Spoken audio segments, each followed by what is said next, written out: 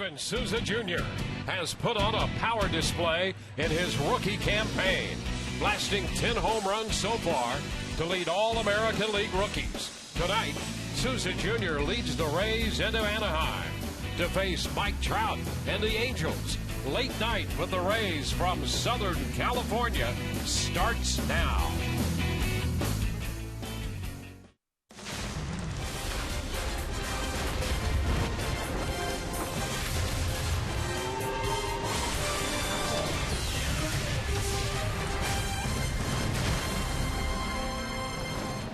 We welcome you to Southern California and Anaheim, Angels Stadium, the site of Game 1 of this three-game series between the Rays and the Los Angeles Angels.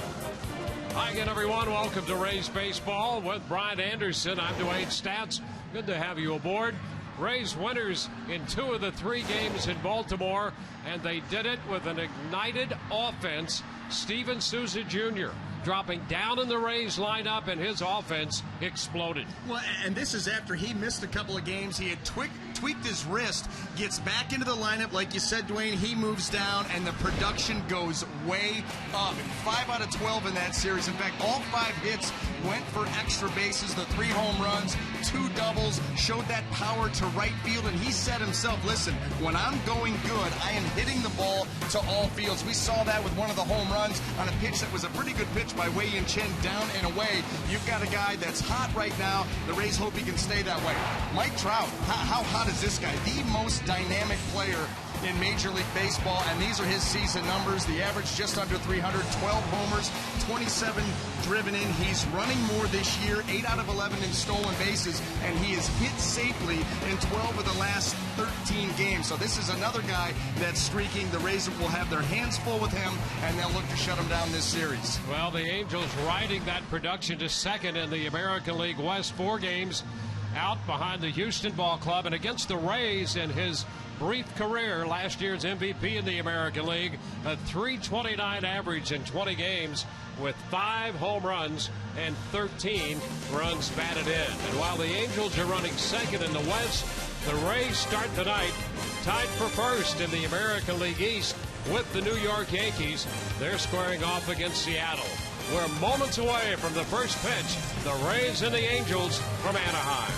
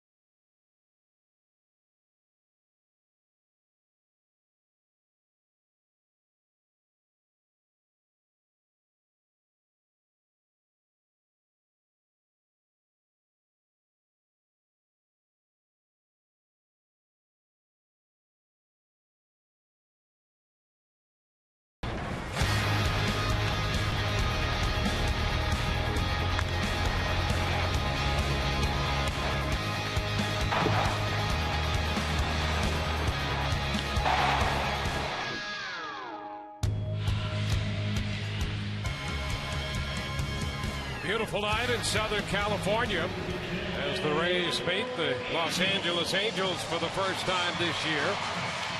The Rays, since 2010, have won 16 of the 24 games played between these two teams here.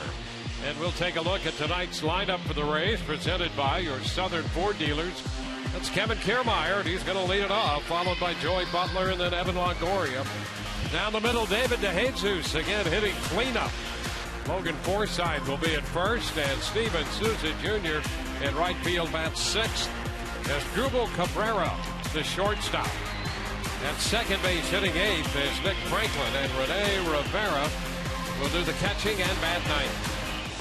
Well, taking the mound tonight for the Angels is going to be right-hander Garrett Richards, making his ninth start of the season. And the only thing you could say about Garrett Richards is he has electric power stuff. Not a huge strikeout, guys. You see 43 in 52 innings of work, but he'll get that fastball up there in that 94 to 97 mile per hour range. When he throws his four-seamer, it has natural cut. He's also got a very good two-seamer to go along with a power 12-6 curveball.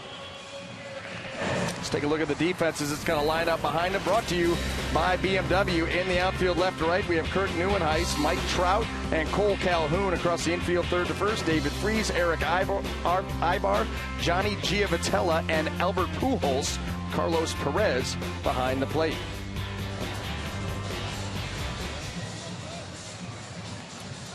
Rays last year dropped this season series to the Angels. They went 2-5 against them, and despite their success here over the last few years, they lost 3 out of 4 to the Angels here in Anaheim a year ago. Kevin Kiermaier making his way to the plate.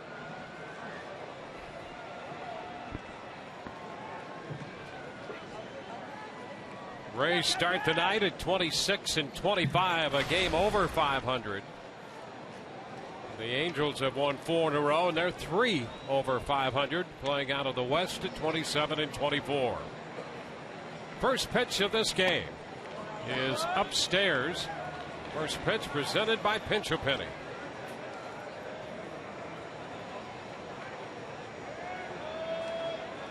Kiermaier at 225 to start the game, and fouls this one off his foot.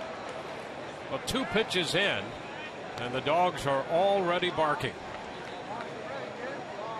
Well, and that may be something that you see from some of the left-handed hitters tonight because of that natural cutting action that Garrett Richards gets with the four-seam fastball. And he gets it up there in the mid-upper 90s. That ball cuts in. If you're trying to get the head out, you run the risk of that.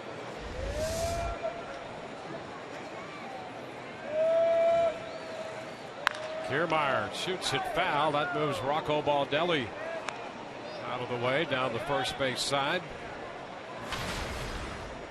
There's the breakout on Garrett Richards, lefty righty. Look at that, 168 against left-handed hitters. When you think about the way that he sets his stuff up, he's primarily the fastball guy. You know, he's got a good curveball, but the fastball cutting in naturally, he's not trying to do that, but cutting in the mid-upper 90s. But then he's got a turbo sinker that's going to be in the mid-upper 90s going the other way. So absolute, very difficult for a lefty to deal with. Now full count. And he can get to the mid or slightly above the mid 90s in a hurry with that fastball. Well, and these are the types of counts that you hope to get Garrett Richards into, where he is forced to throw the ball out over the plate. If he's able to work ahead and start to use these pitches, cutting and diving off the plate at that velocity, compounds your problems. Lifted into left. Neuenhuis comes in and makes the catch. Shallow left field to start the game. Well, a 7-pitch at bat there for Kiermaier. And And that will bring up Joey Butler, who had the big day yesterday. A 4-hit day, 4 out of 5 with a pair of 2 base hits. And he'll start the night at 342.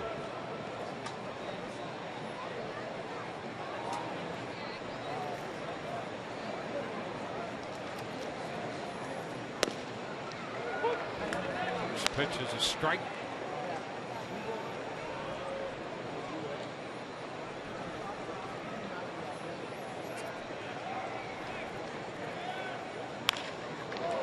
One hop to short. Ibar floats the throw to first.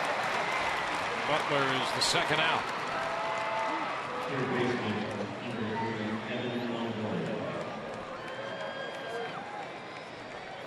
So 2 up and 2 down.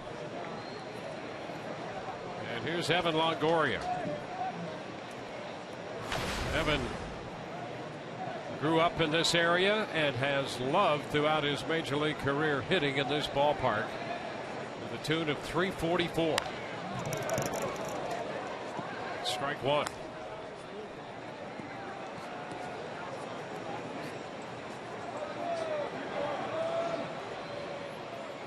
Have it overall on the year at 275.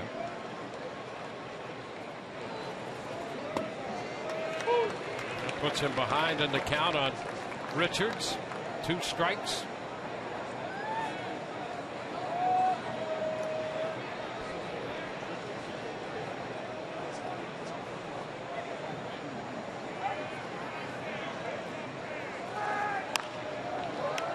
High pop right side. Pujols in the coaching box and he makes the catch. The Rays are up and down 1-2-3 against Garrett Richards.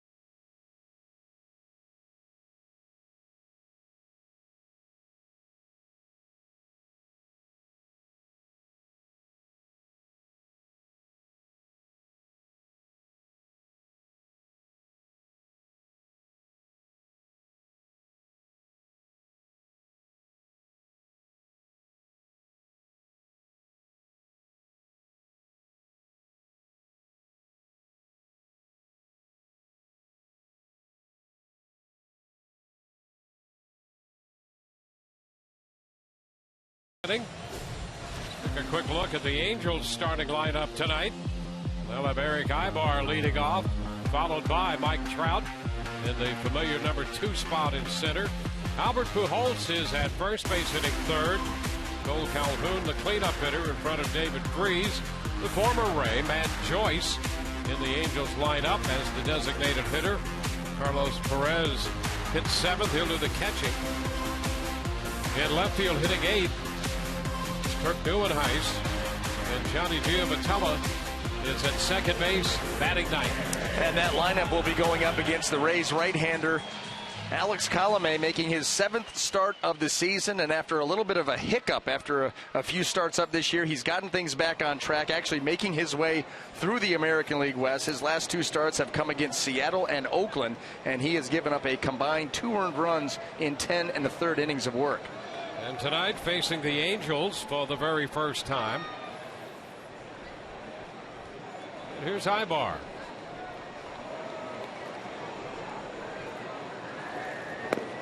First pitch is a firm fastball at 95 and well located. Strike one. Yeah, the bulbs on that radar gun are going to be lighting up tonight, all night.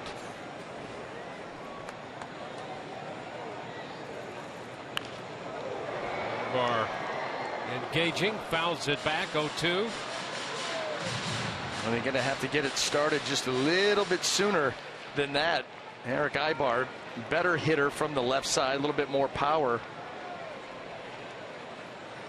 And not the prototypical leadoff hitter either. He's not a guy who sees a ton of pitches per at bat. Taps this one. It'll be a tough play. Rivera makes it. We'll see. That was close. That was very, very close. The call goes the Rays' way on that swinging bunt. Rene Rivera trying to find a throwing lane and appeared to just get him. Yes, he did. That was nice job by Rivera hopping out from behind the plate and making that play. Ibar trying to convince Pat Hoberg that he had beaten the play. Finding a throwing lane was the issue there. Rivera, a nice job of getting out from behind that plate all the time, but he had the runner going up the lane, and so finding a place to direct that throw was key.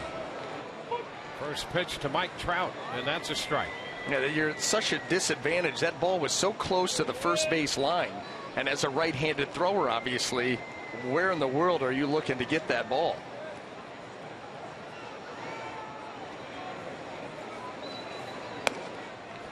Upstairs. And if your first baseman isn't feeling you or isn't giving you a good target to the inside, you don't have a chance on that play. Well, and the other side of that is Forsythe is at first base. You know, it might be a little easier if Loney's over there. Yeah. Number one, a left-handed first baseman, and number two, a true first baseman. And Forsythe really playing out of position, just a handful of starts over there. So the Rays pulled it off anyway. 1-2 the count on Trout.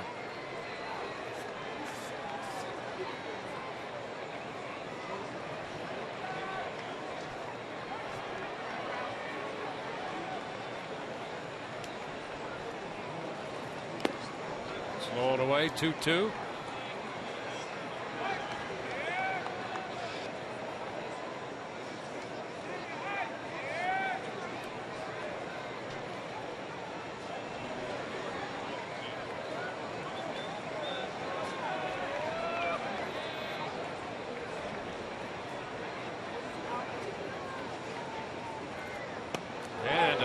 The miss. He gets Trout. Boy, he had some great break on that pitch. Well, let's take a quick look at the Rays defense and see how it's going to line up tonight. Brought to you by BMW. In the outfield left to right, we have DeJesus, Kiermaier, and Souza Jr. Across the infield, third to first, Longoria, Cabrera, Franklin, and Forsythe with Rene Rivera behind the plate. So a strikeout of Trout. Base is empty for Albert Pujols.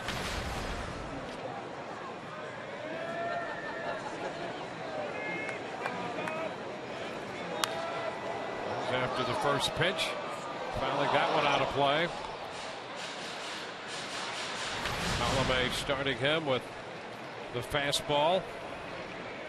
Well, a number of hot Angel hitters coming into this series, into this ball game. Pujols, one of them.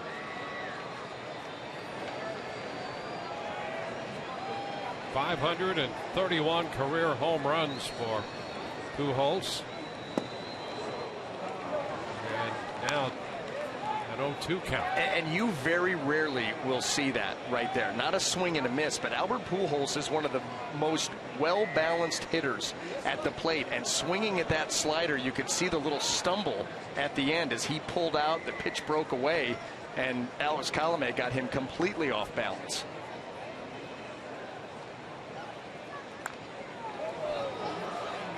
Foul ball back. Colomé with a great pitch to Trout on 2-2. Slider, good late break, and he struck him out swinging. That pitch, he threw a slider to him earlier in the at-bat that was 91. The put-away pitch was 89. He's got the A stuff here tonight.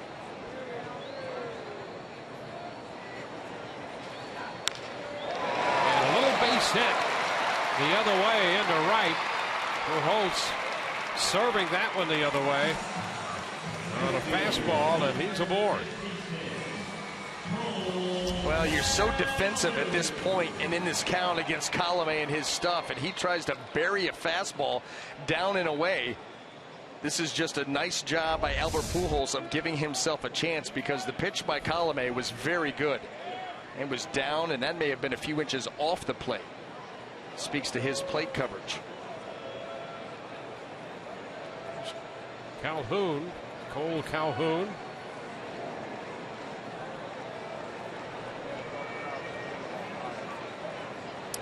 Hitting .278 overall. The Rays have the shift on for him, and his production has been very good here at Angel Stadium. Strike one. Hitting .329 at home. Well, this Angel team has won 8 of their last 10 games here at home. They just got done sweeping the Detroit Tigers 4 straight. Pretty impressive feat in and of itself. Beat David Price last night. Yeah, they were rude host in one of those games. Hit 5 home runs in the first inning and 2/3 of the game. You're 5 outs into the game. You're matching outs for home runs. Yep. That's not too good. And yet the Angels are saying what a lot of clubs around baseball are saying. Their offense just has not been, to this point, what they had hoped that it would be. Their on-base percentage as a team is below 300. Yeah, .296, last in the league. Tap by the mound, and the flip to first in time. Calhoun is out of there. Little shift. A man left on, and we are scoreless through 1.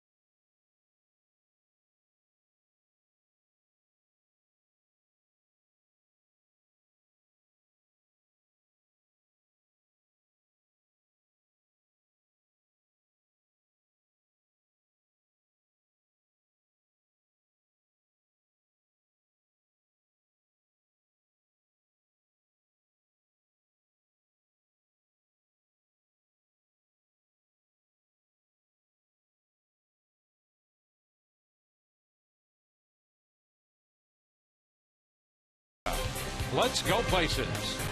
And by Morgan Auto Group. Making Morgan, we make it happen. On the West Coast, late night with the Rays from Angel Stadium in Anaheim. At least it's not the one I thought they were going to throw up there. See, that's a laugh a minute. That's what it is. That's what it is, being on this crew. Always something going on. Well, here's David DeJesus. He's had his bat going on recently and hitting out of the cleanup spot. This pitch thrown into the dirt by Richards. David hitting .333 and 5 home runs. So he's been in that cleanup spot now in his last 4 starts. A guy who in spring training, not to anyone in particular, but to a lot of people, persona non grata. They thought he was gone. He's going to be traded. No room at the end for him. Well, the Rays happy to have him still in that Rays uniform. It just speaks to his character, to the way that he goes about his business. He never let any of that talk bother him. He was single-minded of purpose to make sure that he was ready for the start of the season, and we're seeing the results. And that's the great thing about him, and why you like to have him on the club. Number one, he's a veteran presence. He does everything the way it's supposed to be done. He is prepared. An intelligent guy, and boy, has he been productive. And a big part of why the Rays are tied for first. He draws a walk. Leadoff pass sends DeJesus down to first. Well, and this has been something that has plagued Garrett Richards all season long. I mean, he's held the opposition coming into this start to just 8 for 45, leading off an inning. That's a batting average of 178. However, that's now his 10th walk to lead off an inning. Not a very good way to start it. Logan Forsythe at the plate. Takes a look at the first pitch for a strike.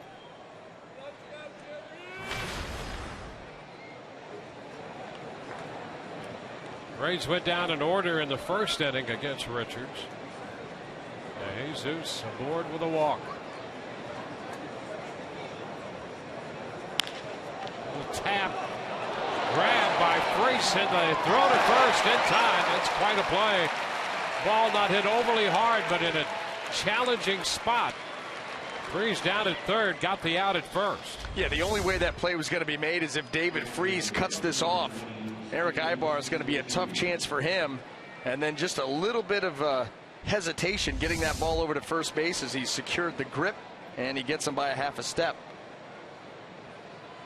And if you're the Rays, you say, you know what, let's look at that play like a bunt. Got David DeJesus up to second base and 2 cracks to get him in. And Steven Souza Jr. stepping in, coming off that big series in Baltimore.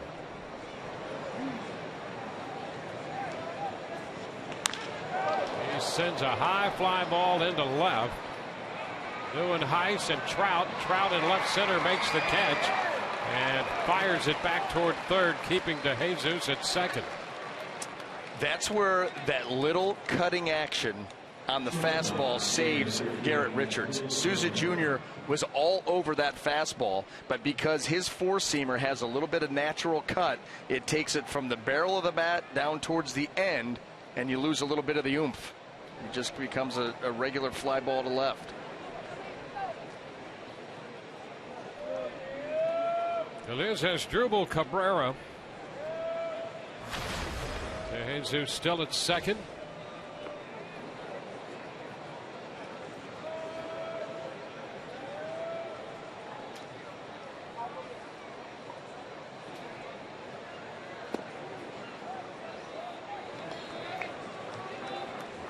Ball, no strikes.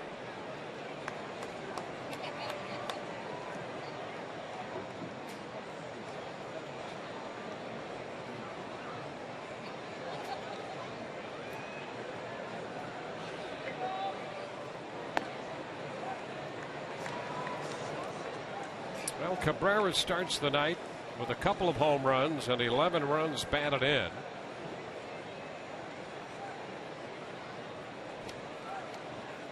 Has an opportunity here. It'll take a 2-out hit to get it done.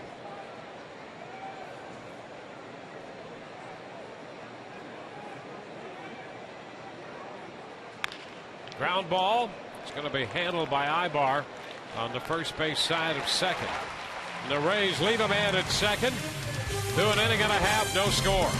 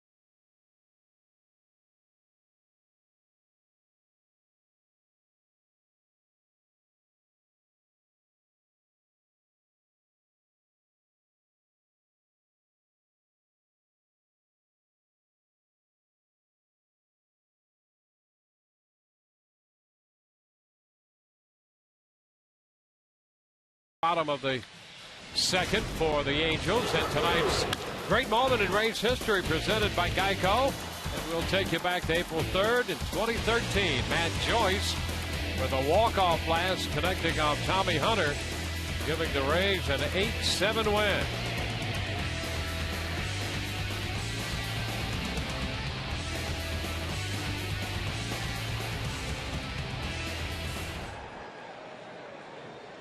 So Matt now in the Angels colors, serving as the DH tonight. Here's the third baseman Freese to lead off.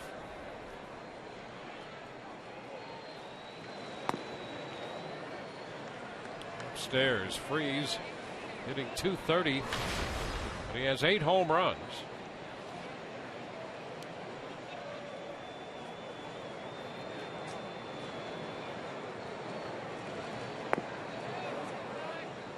One. Boy, that slider has been very effective here early.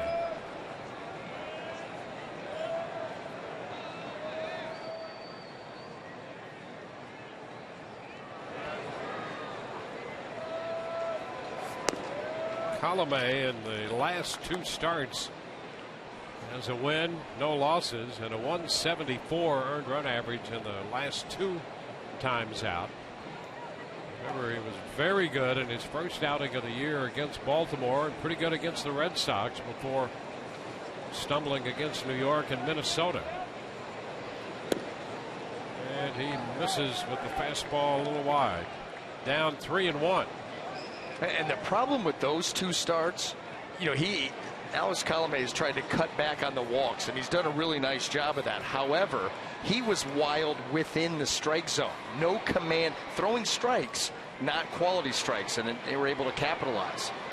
High shot deep to left, and DeJesus will run out of room. That one gone for the 9th home run of the year for Freese. And speak of the devil, That's exactly what we're talking about. Wild in the zone. Now, you kind of paint yourself into that corner when you get to a 3-1 count. Forced to throw a pitch out over the plate. And Alex Colomé, that was center cut. Opposing hitters are now 4 out of 5 against Colomé this year when he gets behind 3-1. Well, this is what he does. He's going to come in with that heater. These hitters know that. Look at David Freese, head down, the barrel through the zone quickly. The result. Well, there's Matt Joyce in what is now a 1-0 game. Ball, no strikes. Matt out of Armwood High School. 250 with 76 home runs in his stay with the Rays. It's been an up and down roller coaster ride for him here so far with the Angels. He's tried to battle his way through that. Well, he had started the season out with his average at 125. I mean, it was bottom of the barrel. The 186 is a lot of progress.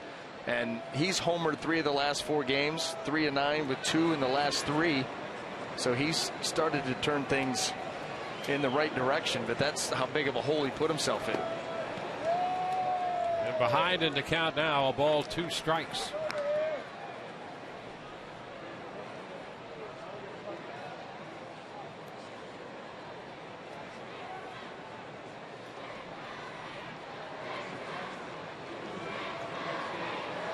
Leadoff home run by the third baseman Freese. Callaway out in front of Joyce, 1 and 2.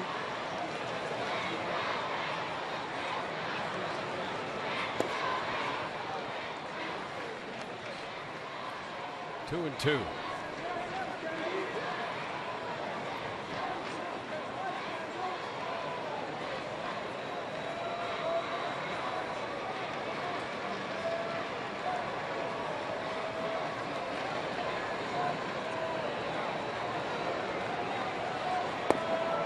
That's going to be strike 3 call. Joyce caught looking, and that's out number 1 and the second strikeout for Colomé tonight. Well, he just got locked up off speed delivery right there at 88 miles an hour. That good finish down and away in the zone. and just not able to pull the trigger.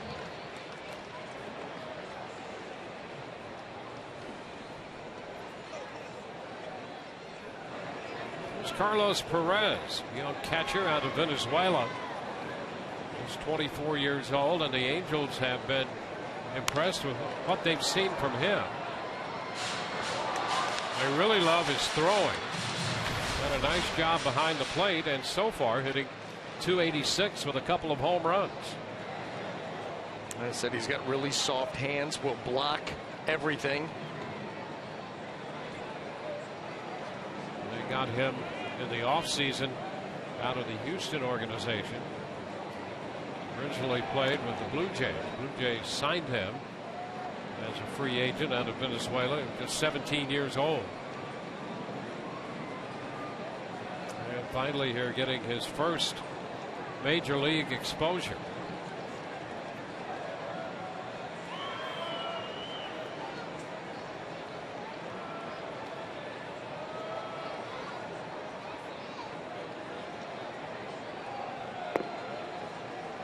Pitch is down. 2-1.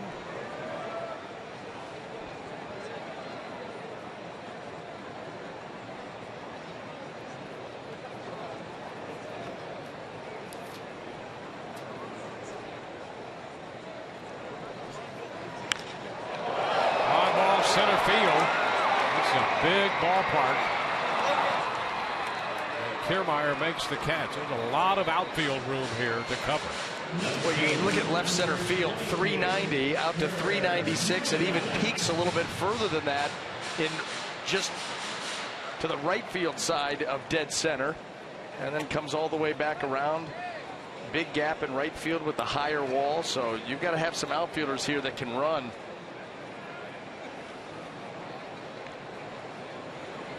The Rays will put the shift on. Neuenhuis about to step in.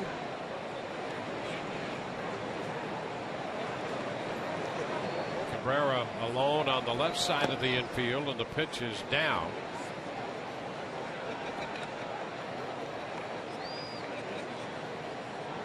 Neuenhuis had been designated for assignment by the New York Mets around the middle of May.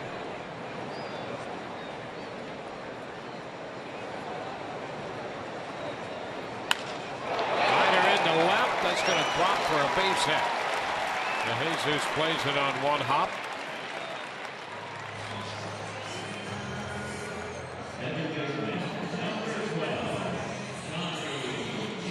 So a home run and a single in the inning, sandwiched around a strikeout and a fly ball to center.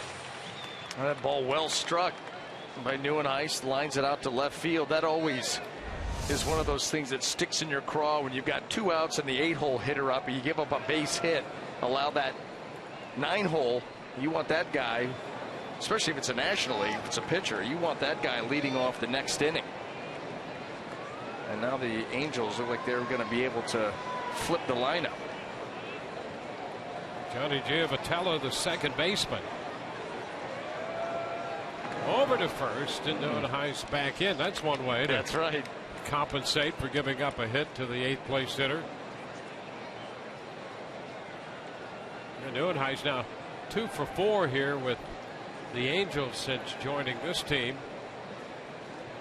They've gone 3 for 38 over in the National League.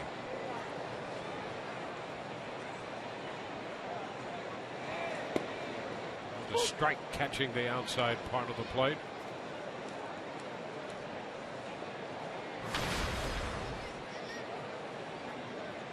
Giavotella now at 271. His bat has come to life recently. He was in a 3 for 31 skid. But right now 10 out of his last 25 to get back over 270.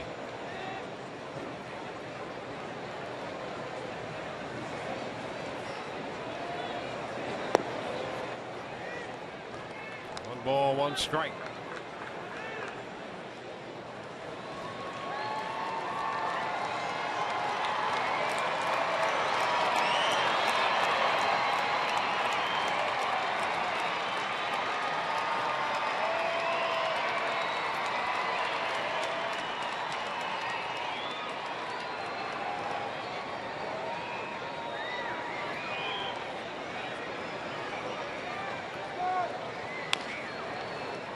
Foul ball, runs the count to 1-2. Colomé still can take time, a lot of time, as a matter of fact, between pitches, especially with men on. And he's at that same place right now. You know, that's what's going to be interesting to see. You know, there was talk in April they were going to see how the pace of play, the initiatives that they put into place, how they were doing, and then from that point on warn guys for slow pace of play and start to find them starting in May. Well, they said there was so much progress made in April that they took the fines off the board, so they're not going to do that now. You wonder if it'll start to slow down again. Ooh, a big jump on a pitch up and in, and a perfect throw. Boy, Rivera made a perfect peg down to second, and Franklin put the tag on Neuenhuis to retire the side. Take a look. He got a good jump. Well, this is the other way to get him, Dwayne.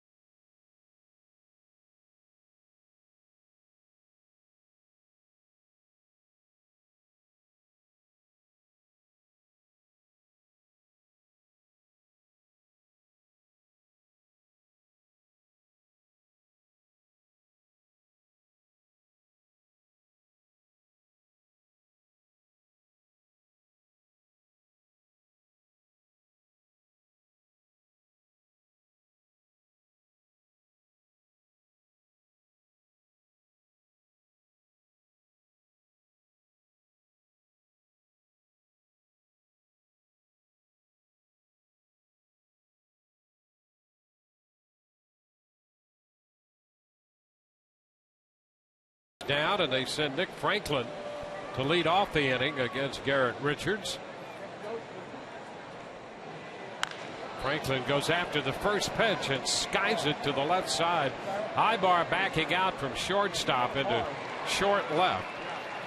One pitch, one out. It's time to check in with Todd Callis. Todd? Dwayne, roster move before the game for the Rays. As you know, Tim Beckham went on the disabled list yesterday after the game, and the Rays with a corresponding move today. They add an arm to the bullpen. We have seen him a little bit earlier in the season, and glad to have him back. Andrew Bellotti giving a little bit of cover in the bullpen today and tomorrow. Now, at some point, the Rays will face left-handers tomorrow, the next day, and possibly 3 out of 4 in Seattle. So at some point, you may see a right-handed bat. Right now, the Rays going with a 3-man bench.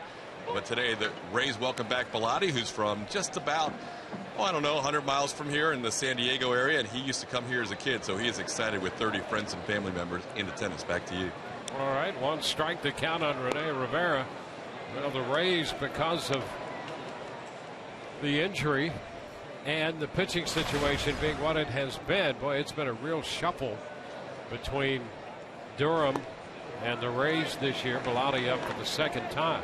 And he gave the Rays a big lift. He gave them some quality innings, got a win while he was here.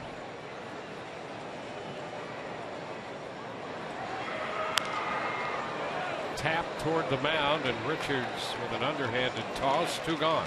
Well, you know, as good as the Rays starting pitching has been, the one thing that they've not done is eaten up a lot of innings. And so that's put a big-time strain on the bullpen. And, you know, Kevin Cash, he loves that bullpen, and for good reason. There's a lot of good arms out there. However, you got to keep it fresh. You got to keep it fresh because of the workload that they've been asked to take on. And that really goes back to an organizational philosophy about, we talked about this at the beginning of the year, the 25 guys who broke camp. That's not the extent of the guys that you're going to see in Rays uniforms throughout the year. Now, I don't know if we anticipated seeing as many as we have because of the injuries, but the idea is to be fortified with people at AAA whose job it is to prepare to become a member of the active major league roster and help out. The Rays have really gotten some great help from beyond just that original major league roster they broke camp with. So it's an organizational effort.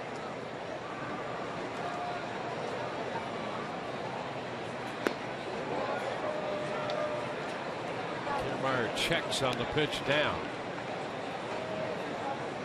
2-1. He had an extended at bat in the first inning before going out to the left fielder. This time into left center field, and that ball is going to be in there and will get all the way to the wall. Kiermaier will round second and stop there. He had that play in front of him, and he has a 2-out double. So he's in scoring position with that 2-base hit up the alley in left center field. Got himself, he held up on the curveball to get to 2-1, and then he gets a ball where he can extend his arms, and he hit that ball hard. And you could see both of these Angel outfielders, Trout and Neuenhuis, trying to get to that ball as quickly as they can to keep Kiermaier from getting to third, because that's what was on his mind watching that ball come off the bat.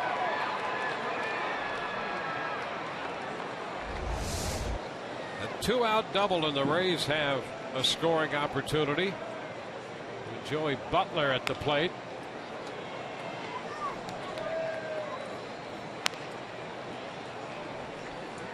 Butler out short to first in the first.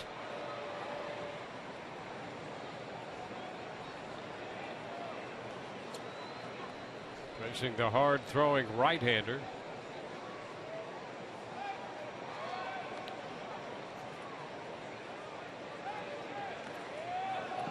Rolling in behind Perez, but no chance for Kiermaier to advance. Richards started this sequence of pitches to Butler with that fastball, and you could see, as you mentioned, that natural little cut it had. Butler thought he was on that first fastball and just squibbed it up the right side. That's the same thing that happened to Steven Souza Jr. on the ball that he flied out to left. That's an adjustment that these Rays hitters will have to make. You just got to let the barrel fly. But that's where Garrett Richards does have an advantage. You feel like you're on it, and the movement doesn't have to be big, subtle, an inch or two, and you miss the sweet spot.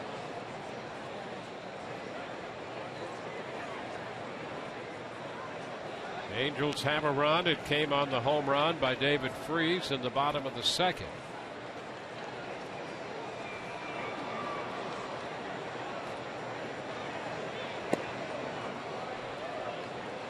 Three and one.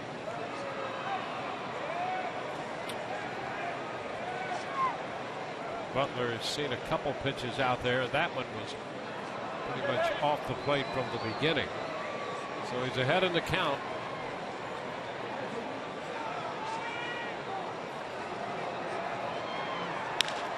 Ground ball headed up the middle. Base hit into center. And here comes Kiermaier. This game is tied at 1. Joey Butler comes through and got enough of that one to get it through the middle of the infield. That was all about placement.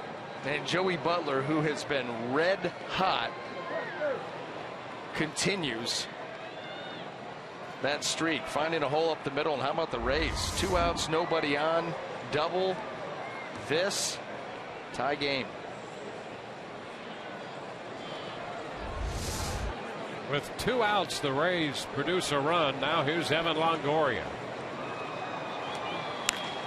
And a liner past the diving Freese into left. Longoria's aboard. 3 straight hits now after the first 2 men had been retired. Ball loose coming back in, and Perez comes up with it. Well, the ball was thrown in by Kirk Neuenhuis, and Eric Ibar and David Freese, they turned their back on it. He threw it to nobody. Fortunately, Carlos Perez was paying attention.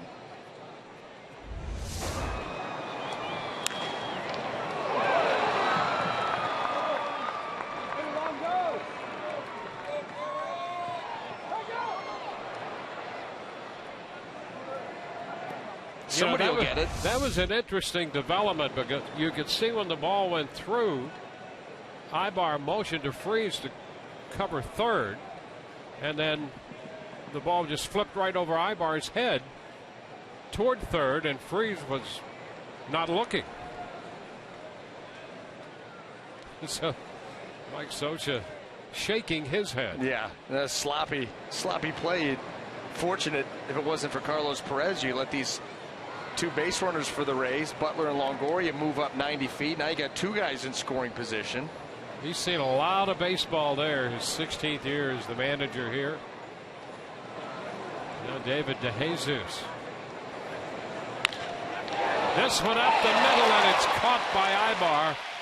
Ibar shaded toward the middle and makes the catch on the line drive. Rays tie it 1-1.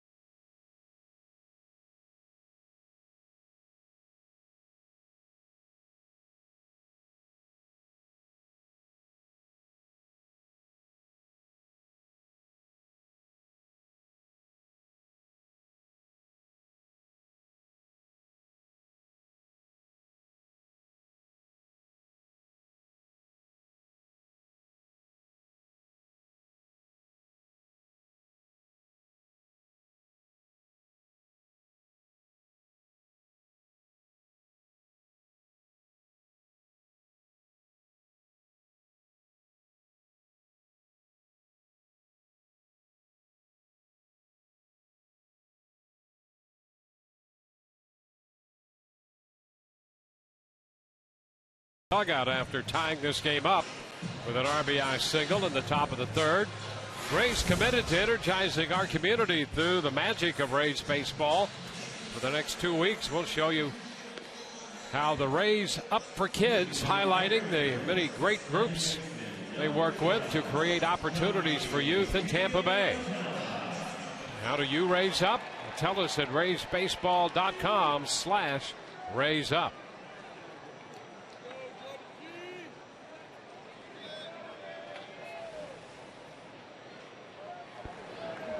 On to the bottom of the third.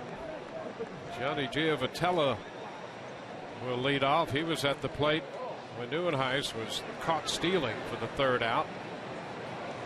Colomé starts a new count with the Angels' second baseman. Throws him a strike. Colomé touched for the home run in the second. The Rays promptly getting him even again.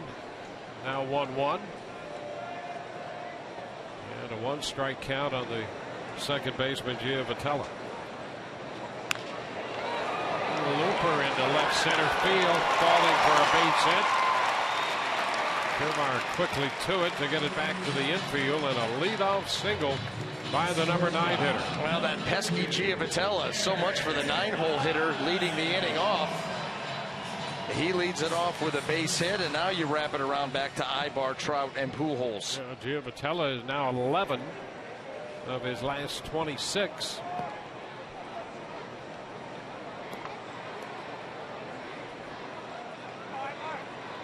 Here's Eric Ibar.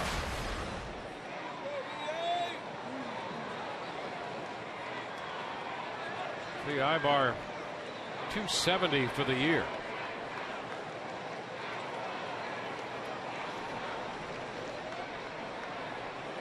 He's hit safely in 19 of his last 20.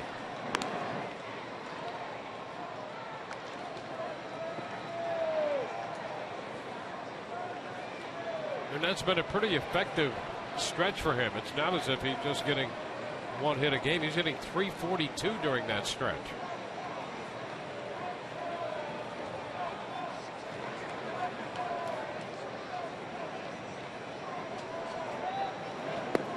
Yeah, we talked earlier in the game about how this Angel team, their collective on-base percentage coming into play was .296, was less than 300. Everybody's hot, though. I know. You look at their lineup and you see what they've done recently, and you think, well, it's either impossible or they really struggled before the last week or so. Yeah, I mean, where were they?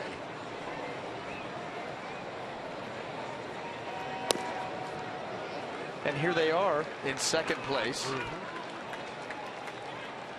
It's been, you know, we were talking about it before this game even started. When you look around the game of baseball, this is what it seems to be like. Yeah, they're 4 games back of Houston. Houston, by the way, scored 4 in the 7th tonight. The Orioles are playing the Astros in Houston. And now Baltimore batting in the 9th inning, trailing 5-2. Into right for a base hit, sharply hit by Ibar. 2 men on now with nobody out to start the bottom of the 3rd. Gianvitella blooped one in. Ibar hit a shot out into right center field. Now this is another case of it's a strike, it's not a quality strike, and Ibar strokes it. You know, it's so important for Colomé to be ahead, and it's a small sampling, the 6 starts he's made. But you see when he's behind significantly in the count, his fortunes really change. If he's ahead in the count, the opposition hits in the low hundreds against him. But it's a totally different story if he's behind 1-0, 2-0, 3-1. He trusts his stuff too much. And by what I mean by that, you just go back to the home run by David Freese. He knows he's got a good fastball. So when he falls behind 3-1, 2 things. He becomes predictable. He's going to use the heater. And a lot of times, he's throwing that out over the plate for a strike. And big league hitters, when they have those counts geared up for a heater and they get one, well, they typically hit it hard. Yeah, and his ability to throw another pitch for a strike will determine whether he's another pitcher with a great arm or an exceptional pitcher. How many times have we seen Chris Archer in the 2-1, 3-1 counts throw a slider for a strike? Yep. Just to keep the hitter honest. You know, he does that quite a bit. If you're stuck with one pitch behind in the count, Dwayne, you're right. Those numbers will stay like that. Yep. He's ahead of Trout. There's Archer. Uses that slider so effectively. Colomé threw a slider to Trout, got ahead of him 1 strike, and then threw him a slider. So now it's 0-2.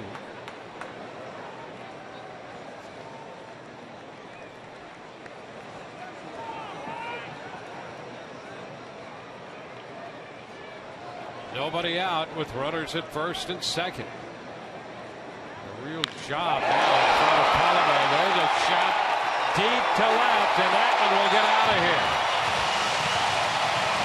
Mike Trout, who struck out on a slider his first time, hit one that didn't slide much. That's the fear. The fear is backing up a good breaking ball with an awful breaking ball. Those never go well. He threw a really good slider down in the dirt, down and away from Trout to get to 0-2, and then this one. That's a gift.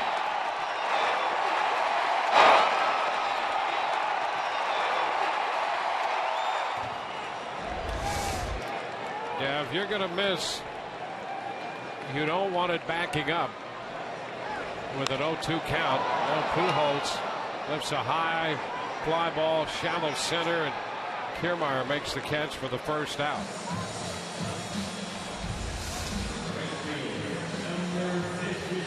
There's that pitch trying to work its way down and away. It never gets there. Trout, a good low ball hitter. Head down, foot down, bat head out.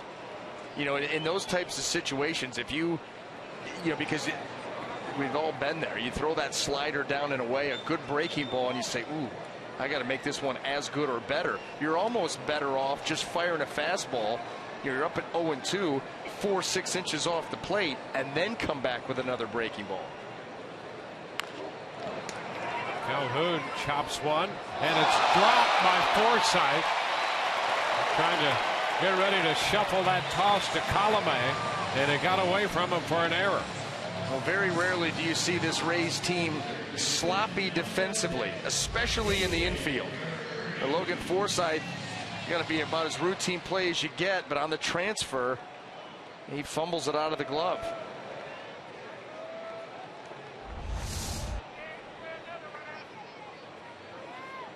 Well, Forsythe has played all over the place, but the truth of the matter is, as good as effort as he gives you at first, it's still not his first position.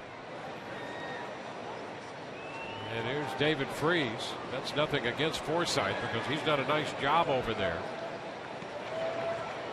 That is a reflection of not having James Loney at first. 1-0 the count on the third baseman, Freese.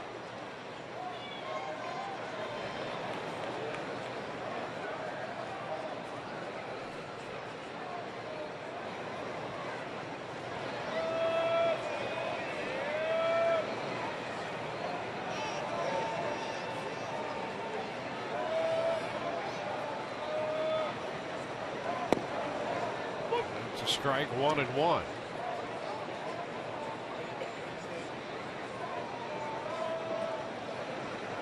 Now, before that home run on that backup slider by Trout, before that, opposing hitters against Colomé on an 0-2 count were hitting 100.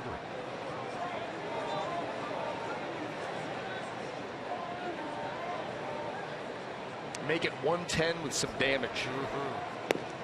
Outside, 2-1.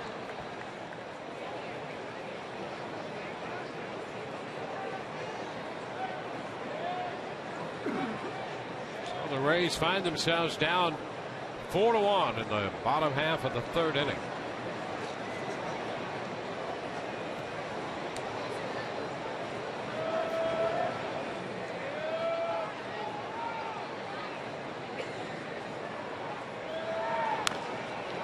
We'll take the count to 2-2. Well, if you're Alex Colomé, you can't lose heart here. You just got to continue to pitch. Continue to record outs. You know, that last half inning, the Rays hitters, after 2 outs, put some pretty good swings on Garrett Richards. So maybe they can get something going here.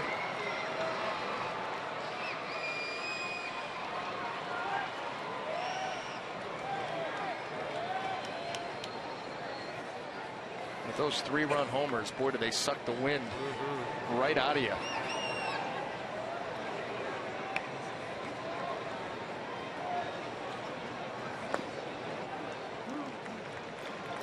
3-2.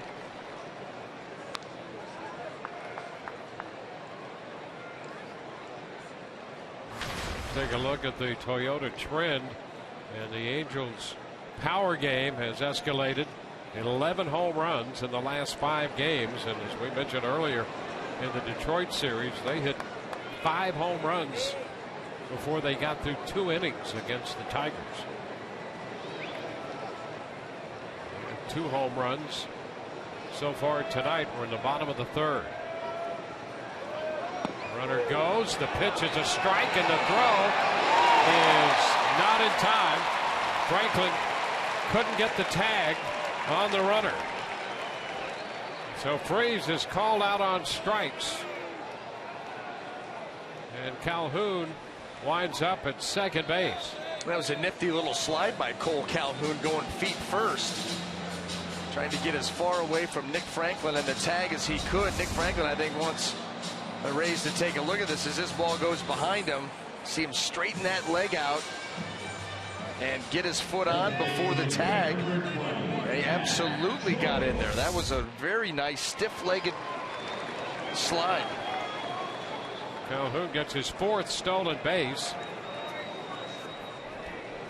Freese was called out on strikes, 2 gone.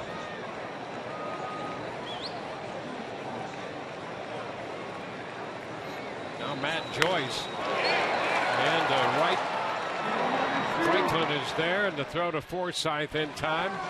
So out of the shift, they retire Joyce. It's a 4-1 Los Angeles lead.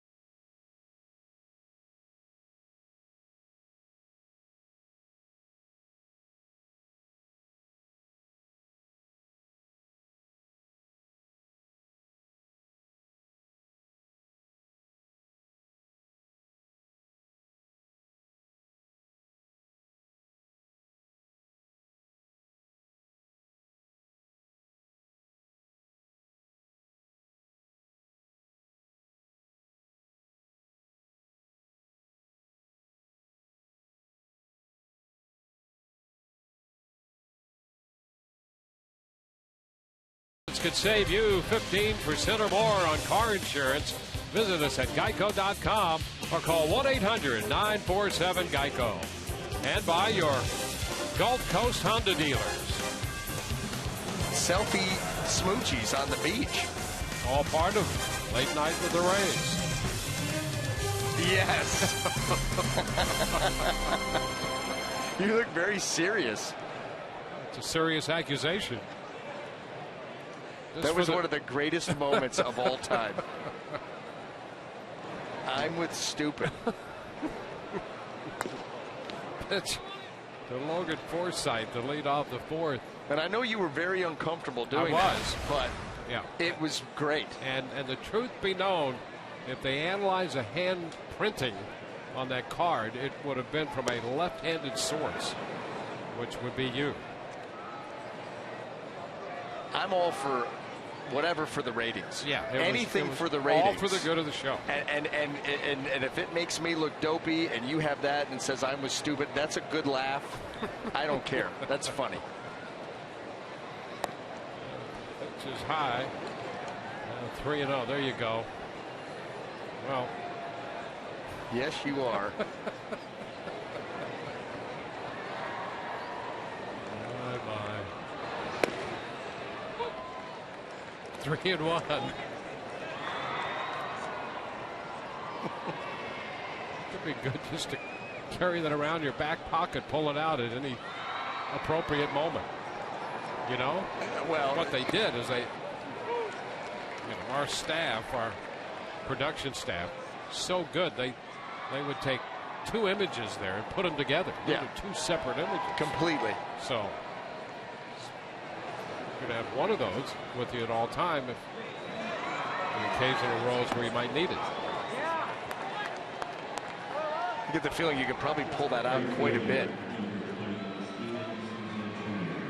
Seriously speaking, not in present company. There's a walk. Forsythe is aboard to lead off the 4th.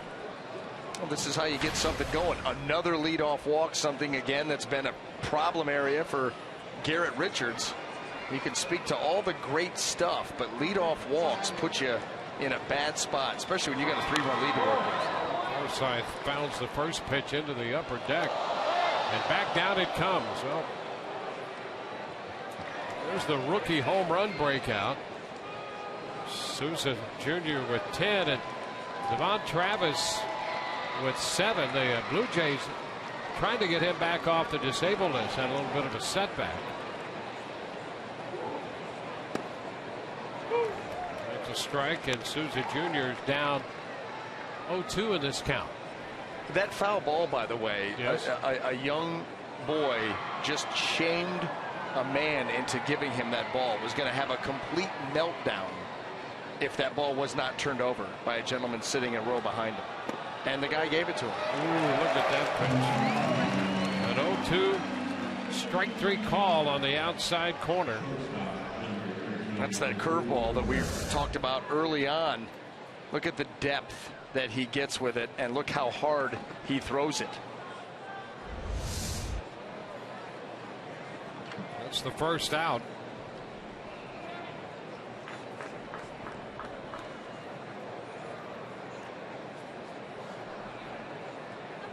There's Drupal Cabrera.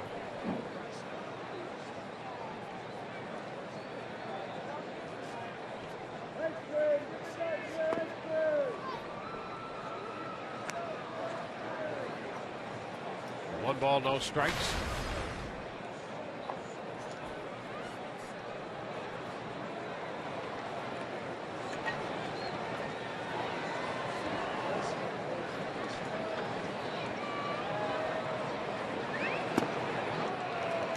Cabrera late on the fastball. That one in at 96, and it's 1-1.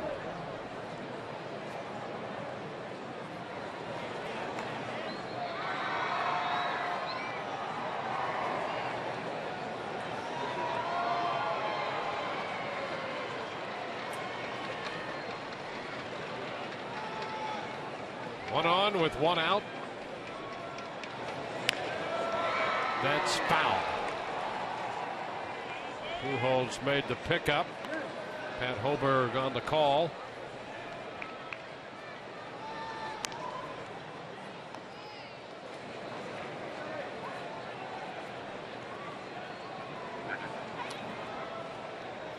He's facing Garrett Richards. He's 4-3 on the year after going 13-4 last year. 27-year-old right-hander.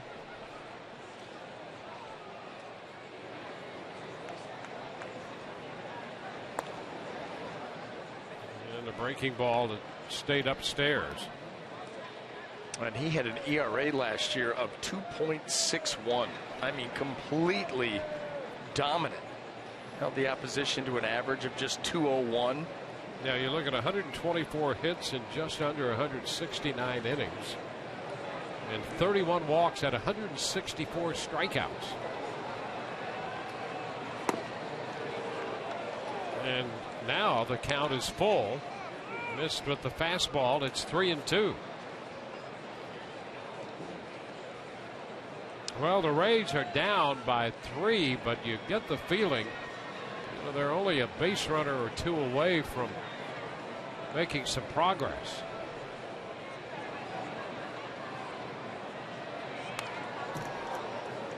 So Cabrera will see another 3-2 pitch.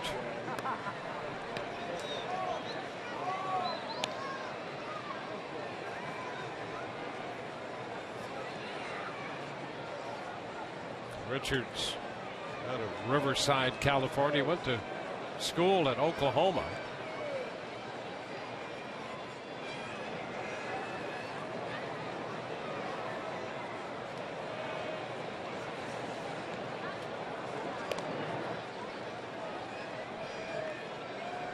Forsythe, who walked, is the runner.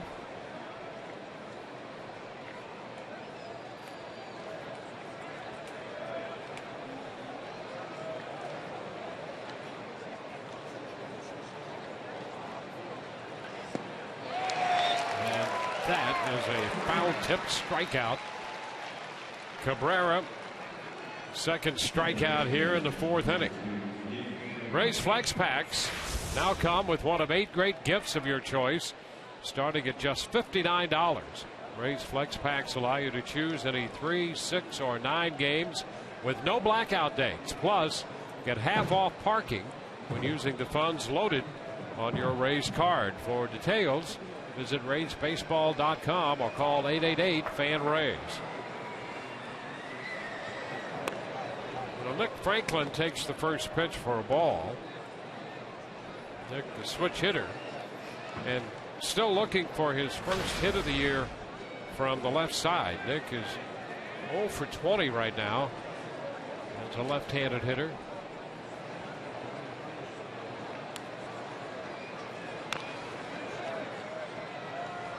One and one, a little foul ball.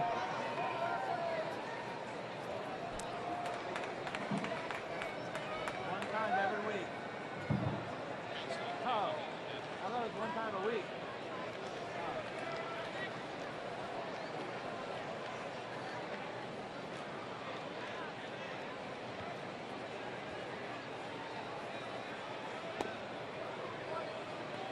Two balls and a strike.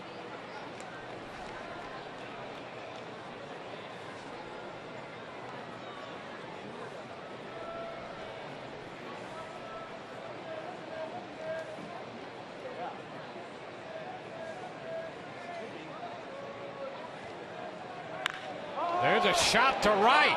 That ball's going to get out of here. Home run for Nick Franklin.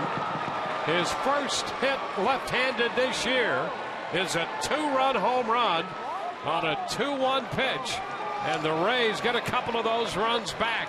And now it's a 4-3 ball game.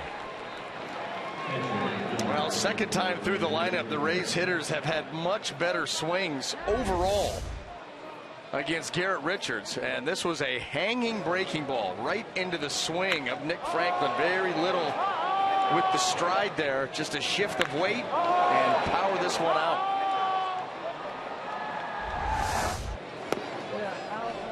Now strike one to Rene Rivera.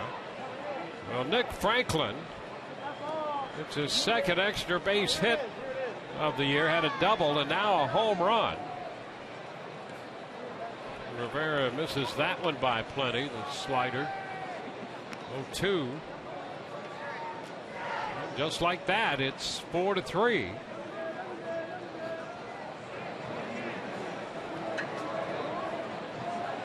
Rays not only got a couple of base runners, they got 2 runs with that second base runner on the home run by Nick Franklin.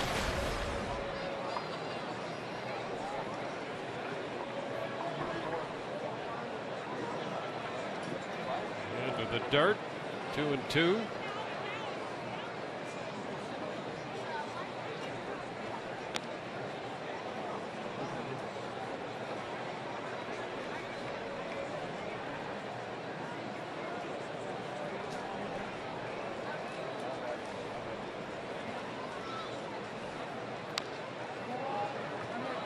See another 2-2 pitch.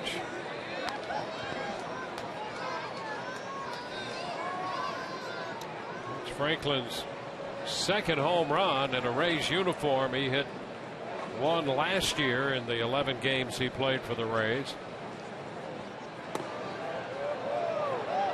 And now that's ball 3. So Richards, after getting ahead of Rivera, showing signs of just putting him away quickly. It was 0-2 before you knew it. Well, now it's 3-2. You keep ramping the pitch count up. It's been sloppy here for Richards. Foul ball, so this is going to turn out to be at least an 8-pitch at bat when he got up on him 0-2. And what a frustrating turn of events. You know, Mike Trout gives you a 3-run lead to work with, and all of a sudden a guy who has not had a hit from the left side all season takes you out and you walk Rivera. How about this walk? And it skips right over the screen. So Rivera goes to first. After being down 0-2, Richards walks him. And how about the manner in which he walked him? The 0-2, but what about the final pitch? This is your full count fastball. It hits in front of the plate. You talk about lack of command. That wasn't even close. Yeah, it hit the souvenir. And then skipped over the screen. Ball 4 to a fan. Not easy. And here's Kevin Kiermaier. Kiermaier shortens on the bat. Takes the pitch for a ball. 2 walks in this inning. Kiermaier's got some pop in that bat. He doubled into left center in the 3rd. Batting again in the 4th. That's a strike, 1-1.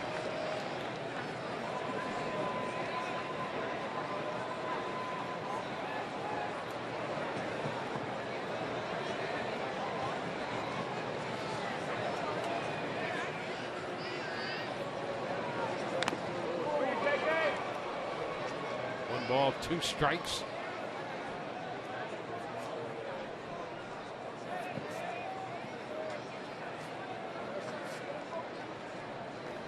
That foul ball got a part of Perez.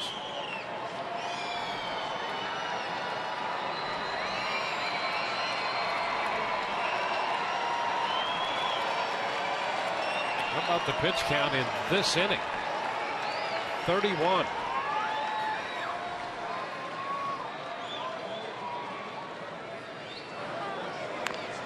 Tap right side.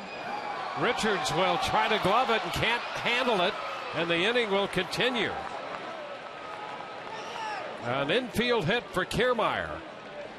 Well, that's where the speed for Kevin Kiermaier allows him to get these types of hits. He does not hit this ball particularly well at all. A little chopper, but once you get it by Richards, forget it. And even if he would have fielded that, if you're going to backhand flip it, I don't think he's going to be able to get enough on it to get Kiermaier even that way. Cannot teach speed. So Kevin now 2 for 3 on the night with a double in this infield hit. And Joey Butler gets a chance. He drove in a run in the 3rd.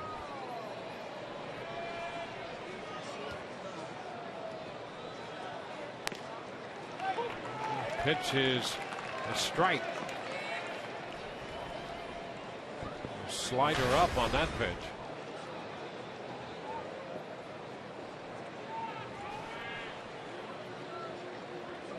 The stuff and the body language from Garrett Richards this inning has not been good. Clearly frustrated, and I mean clearly. He's letting everybody know. Can't do that. Pitch inside at 96. 73 pitches. He had 39 through the first 3.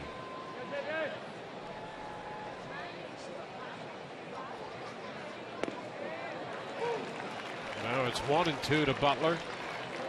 Well, you know, he's had a tough stretch. His last 2 starts, he's given up 5 runs in each. Now, in his last start, only 3 of them were earned, but still 5 runs given up in his last 2 starts. He was handed a big lead here and has watched that evaporate. You got a frustrated pitcher out there. Doing a cut and a miss. He got Butler to chase to strike him out, but the Rays get a couple runs and push Richards some more. Here's the 2-run shot off the bat of Nick Franklin, and it trims the deficit to 1. It's 4-3 Angels.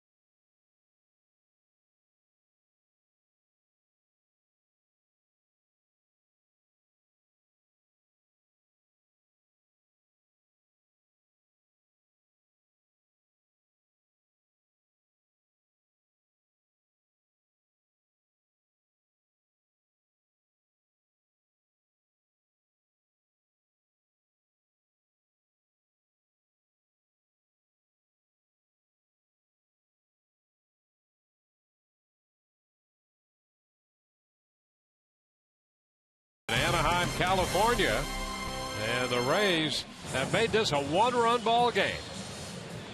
And that's Todd. How about Todd giving everybody the high sign there before he clubs me with his bludgeon of beef? Yeah, he reduced that bludgeon of beef in a hurry. Bludgeoned that the same way that Franklin bludgeoned that breaking ball out of here. Well, let's say with my head, you hang it, they'll bang it.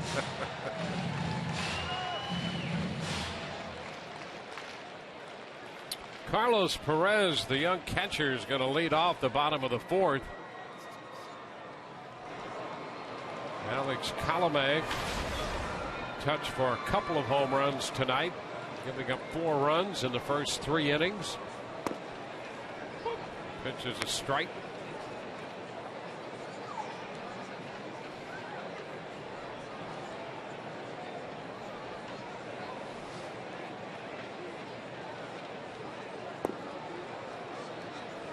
No action on that fastball.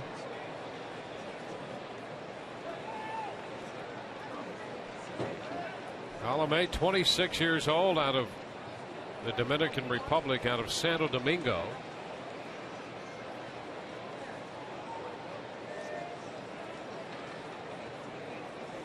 Making his 7th start.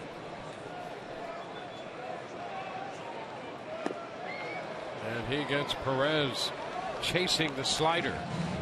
Well, he would have loved to have put that slider in the same location as opposed to the 0-2 slider he threw to Mike Trout.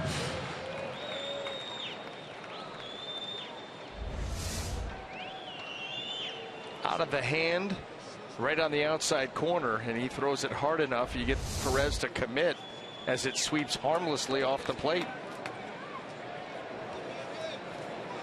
Kirk Neuenhuis. Here's a base hit and was caught trying to steal. 1 ball, no strikes to him.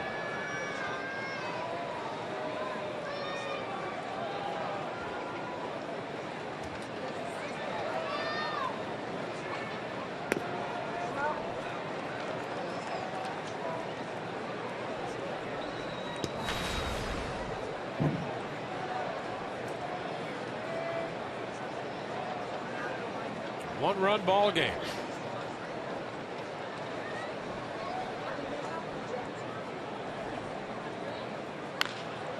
Fly ball into left. David DeJesus has this one lined up. 2 gone.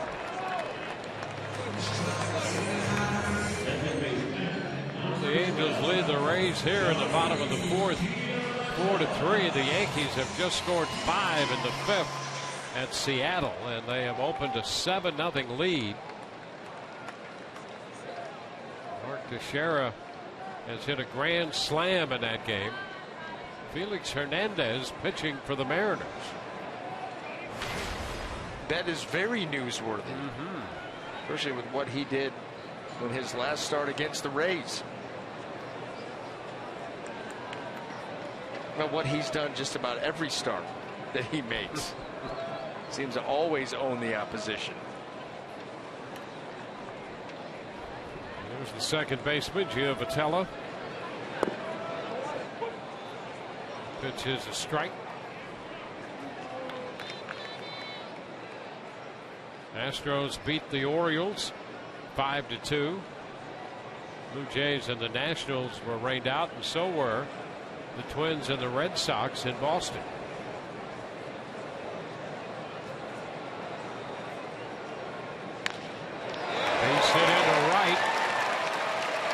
Souza makes the pickup, a 2-out hit.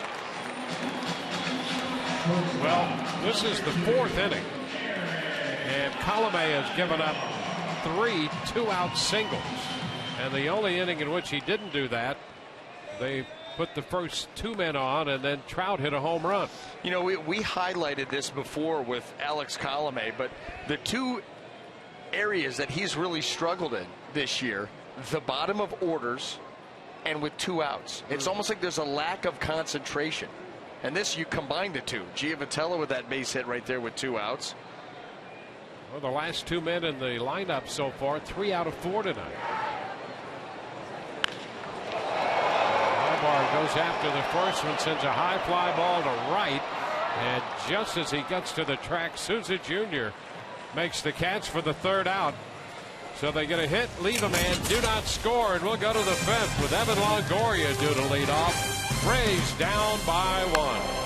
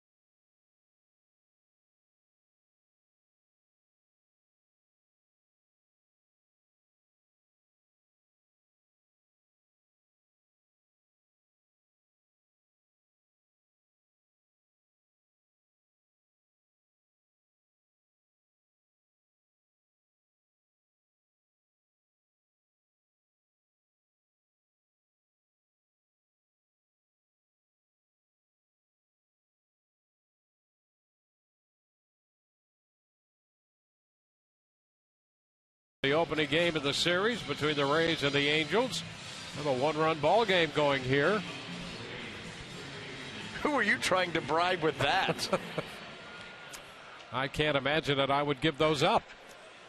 In tonight's game and all season long, Tires Plus will donate $100 to the Pediatric Cancer Foundation for every Tampa Bay Rays home run televised on Sun Sports.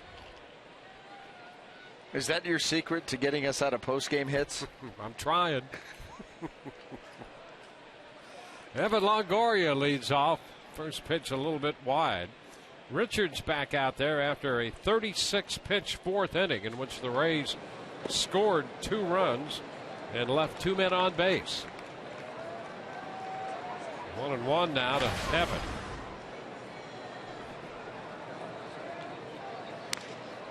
High pop on the infield. Foul ball, and it's handled by Pujols. Evan might like to see that pitch again. Yeah, you can tell by the reaction, the head down, jogging to first. He knew it was going to stay in play. And number 2, that he missed a good one. I mean, that could have been a tie game right there. That's what he's thinking. That's what he's saying. How is this game not tied? David DeJesus.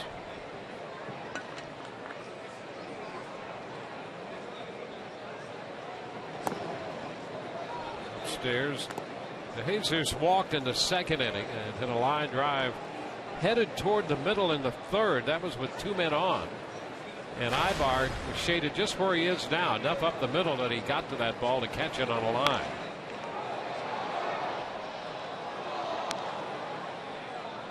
One ball, 1 strike.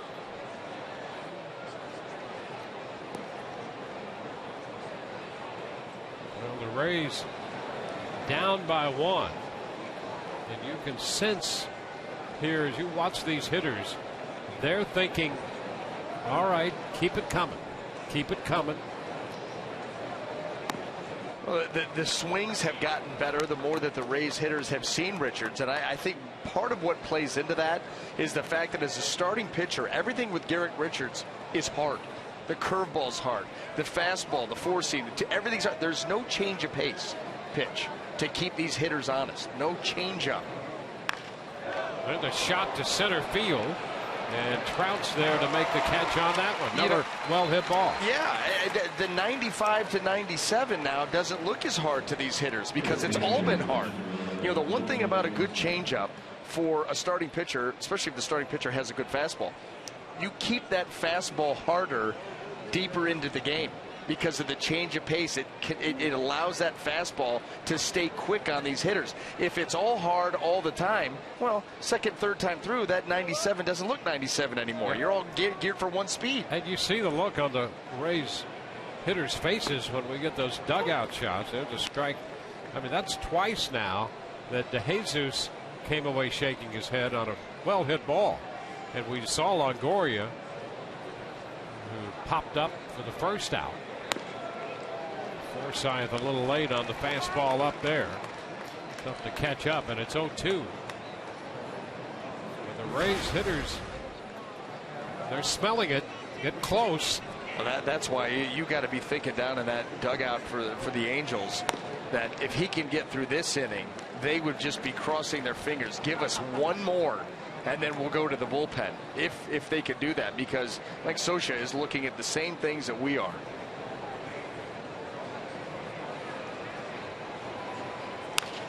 Ground ball headed to the hole. It's short, backhanded by Ibar, and the throw.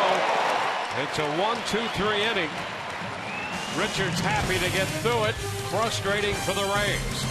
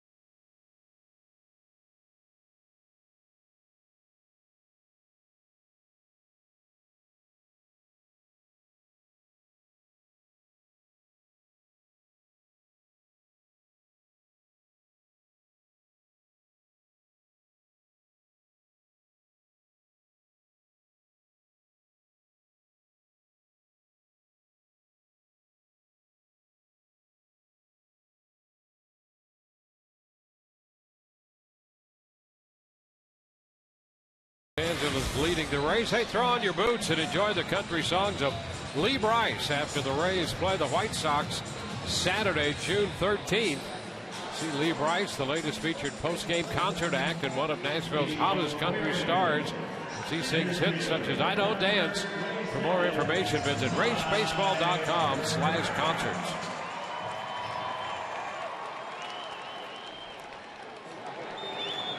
Well, Mike Trout will open the bottom of the fifth inning.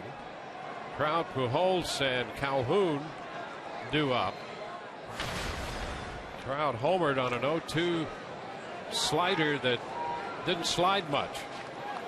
A 3-run home run in the third. That's the difference in the game right now as the Angels hold this 1-run lead.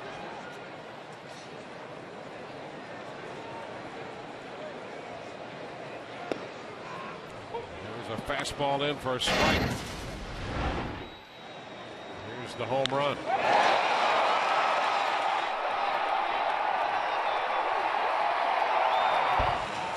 Yeah, that pitch where Trout loves it. He's been a good low ball hitter. Now the count's 0-2. Had trouble with pitches up, but he's made an adjustment on that this year. and has cut down on the strikeouts. A big strikeout guy with all the other talent that he has, and he's cut down that about 30%. There's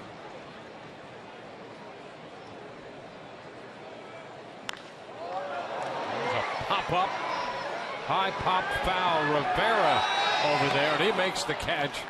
And they get Trout on an 0-2 pitch this time. Yep, and they elevated against him. And as much as Mike Trout, you know, he's tried to make the adjustment, but if you still are able to get one at the top of the zone or just above, it's hard for any hitter, for even hitters that are good high ball hitters, to get on top of that when you've got Colome's velocity. So one out here in the 5th inning. Our T-Mobile game changer. And this man right here has been that throughout his career. 18th all-time. He's chasing, I think Jimmy Fox is next on the list ahead of him, 18th on the all-time list. 2 World Series titles with the Cardinals. 3-time MVP over the National League. He's won Gold Gloves. He's made all-star teams 9 times.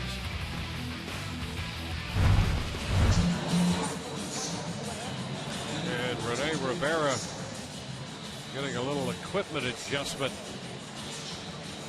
Apparently that mask, I'll tell you, his equipment, as well as Rivera himself, takes a mighty beating throughout the course of the season. And here we are about closing in on a third of the way through the season. It's amazing he has any solid equipment left. Well, that helmet took a beating in Baltimore. Bats, baseballs, foul tips. He's good to go now.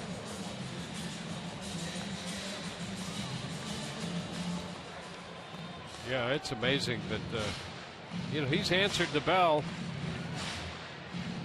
after that bell has been rung a few times, and he continues to give the Rays great defense behind that plate. Here's Pujols, and the pitch thrown into the dirt. 1-0.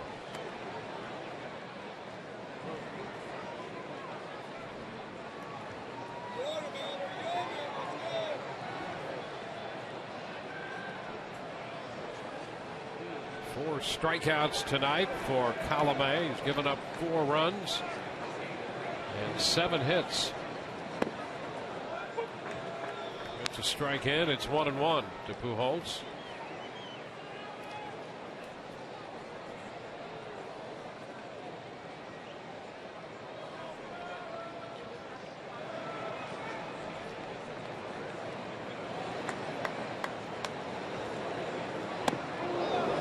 Stairs. Well, the Rays entering the month of June in first place, tied with the Yankees in the East. Both teams starting today a game over 500 at 26 and 25.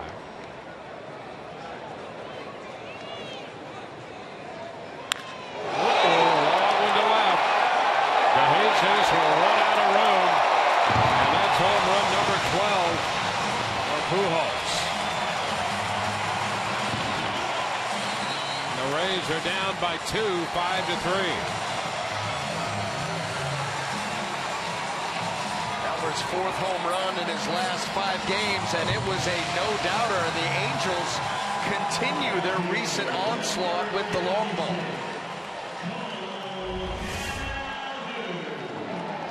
Boy, another pitch by Colome, a strike, not a quality strike, and he's made to pay for it again.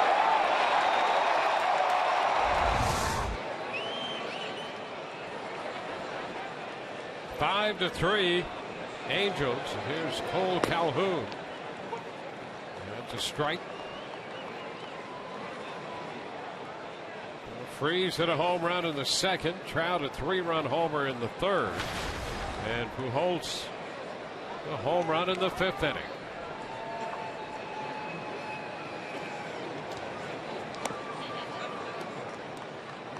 One and one. Here's the pitch again. Cement mixer. I mean, just spinning, but no depth and no movement away from Pujols. Ball, 2 strikes.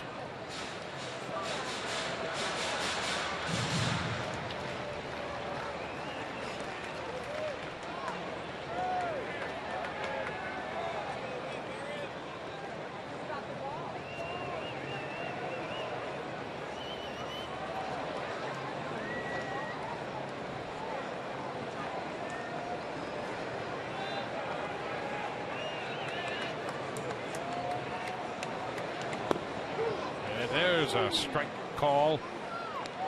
So Calhoun caught looking. Strikeout number 5. Second out in the 5th inning.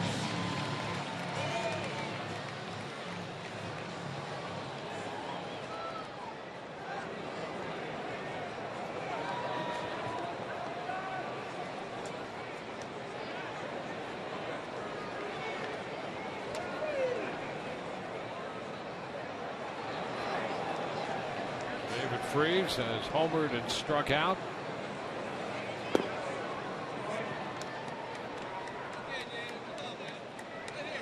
First pitch low. Might have been a curveball right there. I haven't seen too many of those tonight.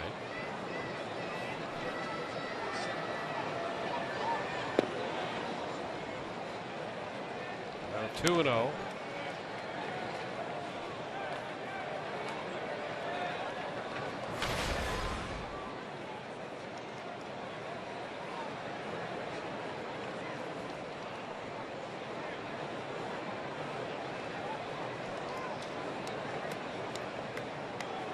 Ahead in the count, and he was going for it there, missed it.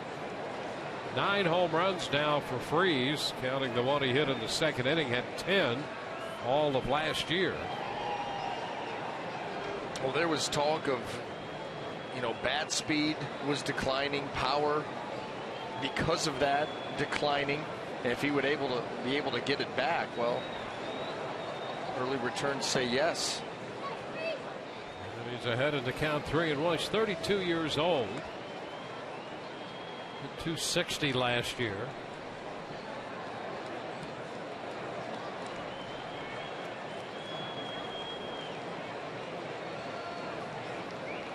World Series MVP in 2011.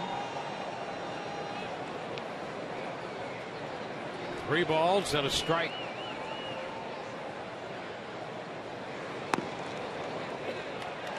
Colomé gives up his first walk of the night. Now he was in the same situation when he hit the first home run.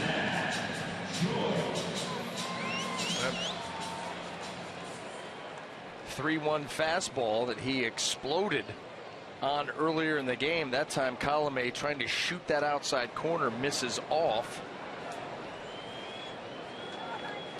Both pitchers here tonight, electric arms, but have really struggled with any kind of consistency.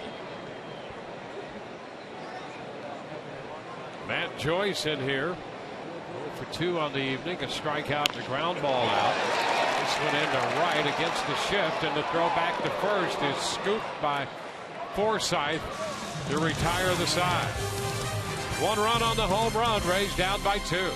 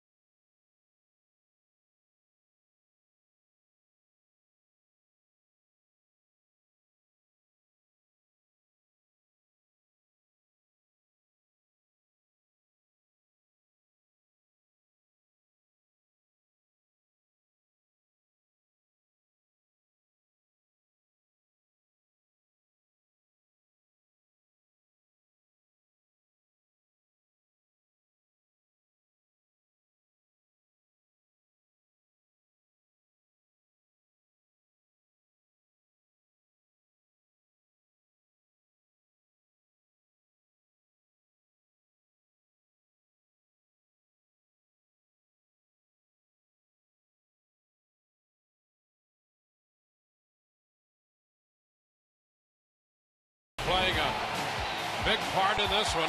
David Freese opened it with a leadoff home run in the second inning. Mike Trout belted a 3-run shot in the third. That made it 4-1. 2-run home run by Nick Franklin narrowed the deficit to only one, 4-3. But in the fifth inning, Albert Pujols connected. His 12th home run of the year, making it again a 2-run game, 5-3. And that's the score as this game moves into the 6th inning. Garrett Richards has made 86 pitches. And Steven Souza Jr. leads off the 6th for the Rays. Cabrera and Franklin to follow. And the pitch is down and away. Souza tonight 0 for 2.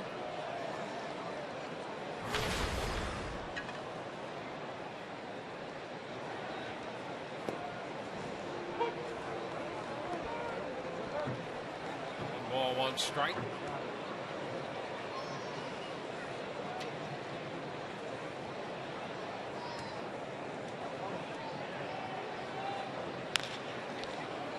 To Ivar at short. First throw is on the money, and we have one away in the 6th. Yeah, and don't turn away from this ball game, because as good as these pitchers have looked from time to time, small little stretchers here and there, we've seen these offenses strike from seemingly out of nowhere.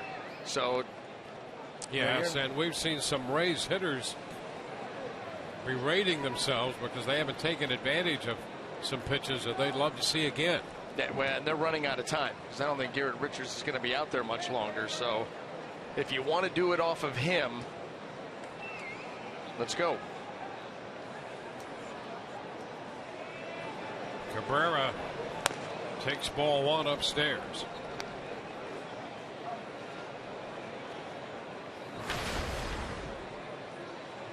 He struck out his last time.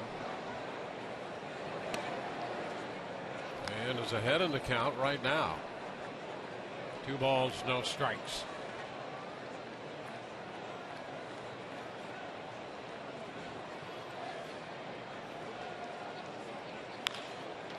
The other way into left, but it will carry right to Neuenhuis. So 2 outs in the 6th, and here's what's coming up tomorrow on Rays Live, the pregame show presented by your Gulf Coast Honda dealers. Chris Archer's after his 6th win of the year tomorrow, and we'll hear from him on the pregame show. And Orestes will break down the slugging first baseman Albert Pujols. Nick Franklin lifts a foul out of play down the left side. Franklin has popped to the shortstop and has homered tonight.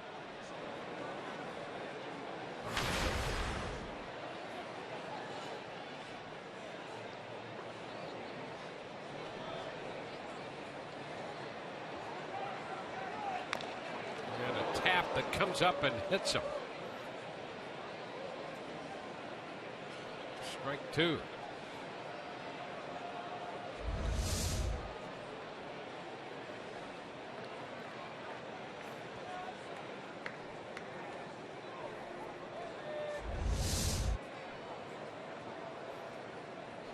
Shakes it off and is back in there. A 2-strike count to him. And he is out on strikes to retire the side. We go to the bottom of the 6th. 5-3 Angels.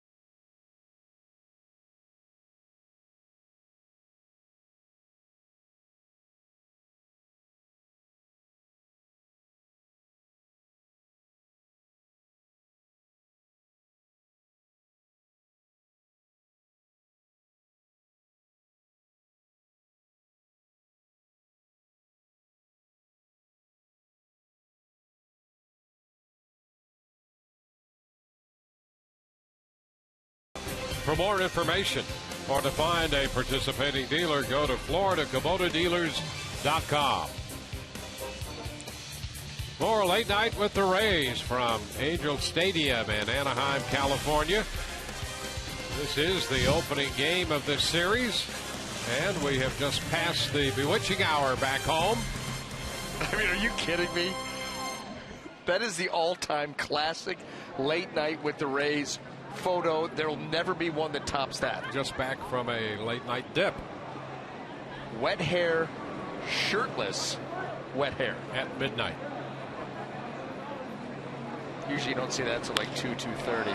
There's a base hit on the first pitch in the bottom of the sixth. Carlos Perez taking that one the other way, and that's the 8th hit given up by Colomé. And dare I say a look of seduction on his face? I mean, that look was very serious. Targeting.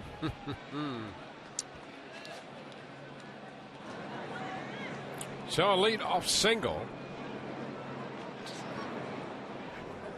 Neuenhuis. He is 1 for 2 tonight.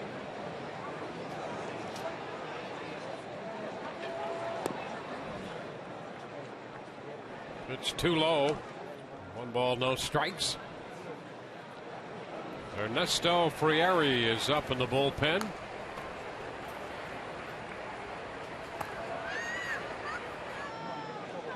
Colomé at 80 pitches, working on his second hitter in the 6th.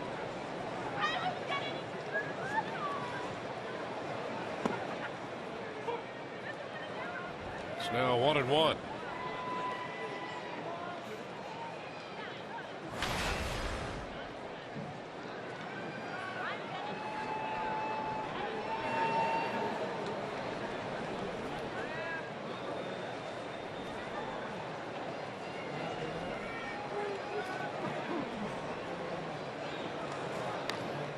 Foul ball. Hits at 1 ball, 2 strikes.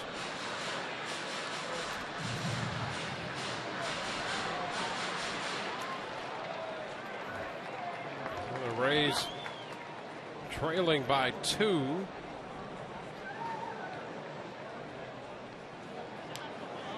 Here's the other thing to think about as this game gets deeper. Houston Street, their closer, has worked in each of the last 3 days. And the Angels are 17 out of 25 in save situations. And the only man in their bullpen who has a save is Houston Street. He's 17 out of 19. So it's important for the Rays to keep this game close as we get into the later innings.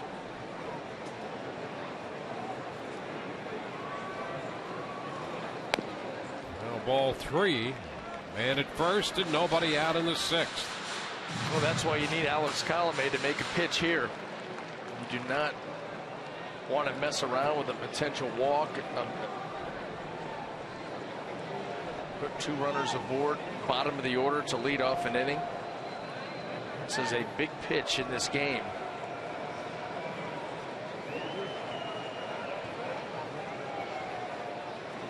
Runner goes and the pitch is tapped foul. So the Angels aggressive here with their catcher running on the full count pitch to Neuenhuis. And you'll see teams do that with the lead. You get a lead and the aggressive meter goes up.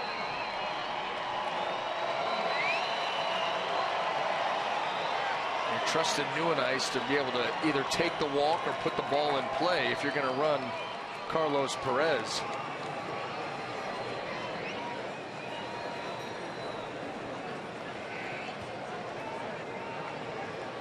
Another 3-2 pitch with the runner on the move, and it's ball 4 outside. So a single and a walk, and this is not what the Rays were hoping for in the 6th. Tampa Bay Rays invite you to attend Pride Night at Tropicana Field Friday, June 12th, when the Rays host the White Sox All members of the LGBTQ community, as well as family, friends, and organizations, are invited to come out and show their pride at this event. For more information, visit RaysBaseball.com/special events. Rays huddle on the mound with Jim Hickey, the pitching coach, out there. Well, it has been a challenge for Colomé tonight. They've had runners, the Angels have, in every inning, and now 2 men on to start the bottom of the 6th. But facing a hitter who's already 2 for 2 off of it. He blooped one into left center field his first time up. Shot a line drive into right field his last time up. Did the Angels allow him to swing the bat? Does he bunt?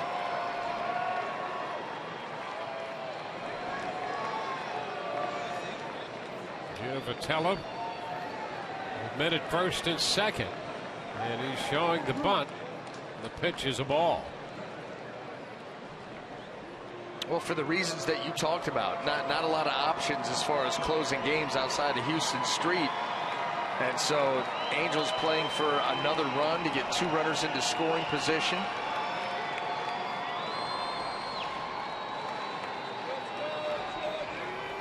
Rays changing up their defensive alignment because of the potential bunt.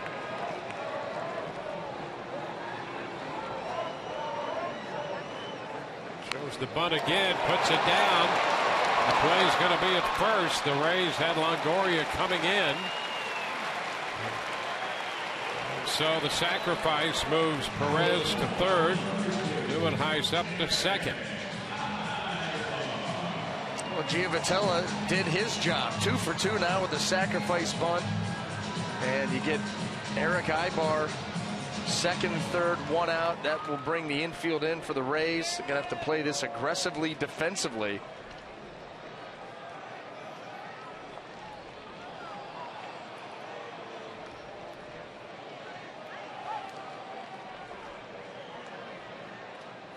Ibar singled and scored in the third. He is 1 for 3.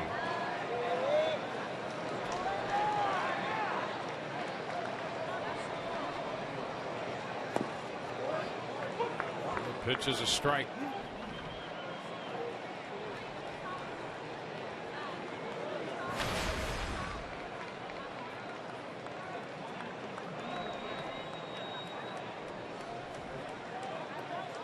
.72 on the year for Ibar.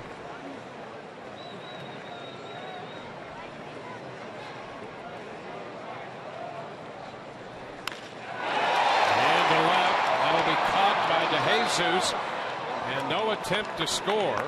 Perez had come down the line a little bit and then went back to tag. No chance for him to come home then. And it'd be interesting if they would have sent him anyway as quickly as that ball got to DeJesus and it wasn't deep, but you're going to see Perez here. That little mistake takes the attempt even out of the equation. He saw a line drive off the bat, broke towards home, and so there was no opportunity to tag up, but even so, DeJesus had a pretty good chance of getting him at the plate with an accurate throw. Well, it's Mike Trout.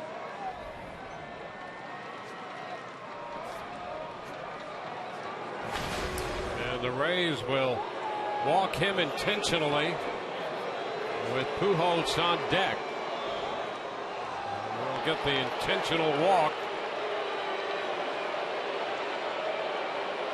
Well, 2 dangerous hitters, Trout and Pujols, but this will load the bases and set up the possibility of a forced play to get out of the inning.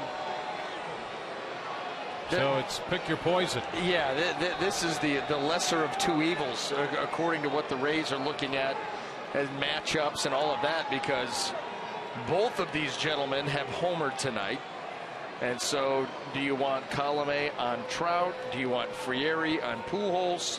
Frieri on Trout? I mean, there's a lot going on right here. It'll be the 3rd walk given up by Colomé. This one an intentional walk, and the bases are loaded. Or do you want Colomé on Pujols, which is what we may be getting? Well, Pujols 2 for 3 against Colome tonight.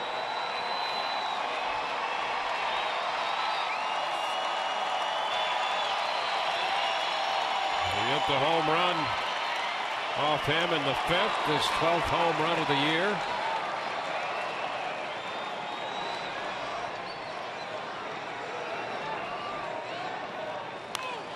Pitch is foul back, strike one. He starts him with a mid-90s fastball. Here's the home run in the 5th.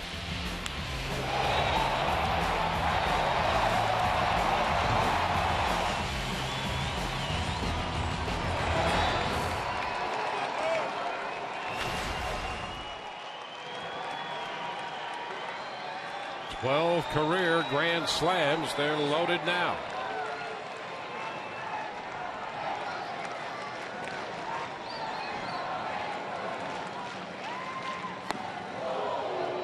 Takes it high. 1-1.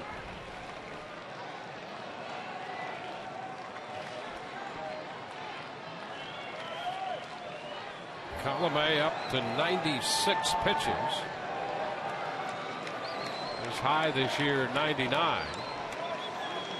On these next couple, or at least this next one, you're talking about everything that you have left is going to be put into these pitches, to this next pitch. You don't even know if you're guaranteed another one, so it's all you have on this delivery for a lot of different reasons. And he hits a high pop fly into center. Kiermaier in for it, makes the catch, and the Angels leave him loaded. They do not score. Rays still trail 5-3.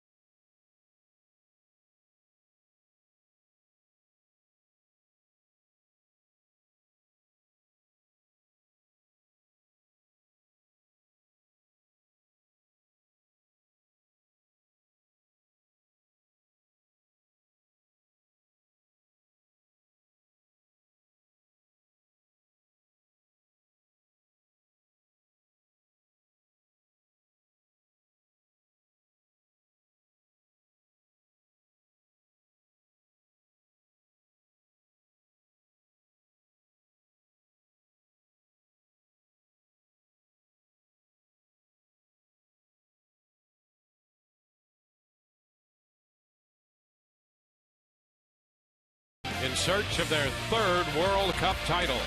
The only place you can see the 2015 FIFA Women's World Cup is on Fox and Fox Sports 1.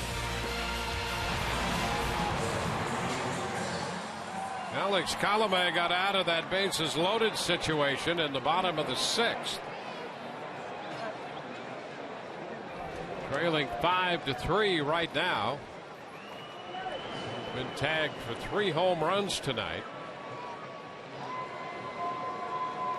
And as we go to the 7th inning, Rene Rivera leads off. The pitch is high.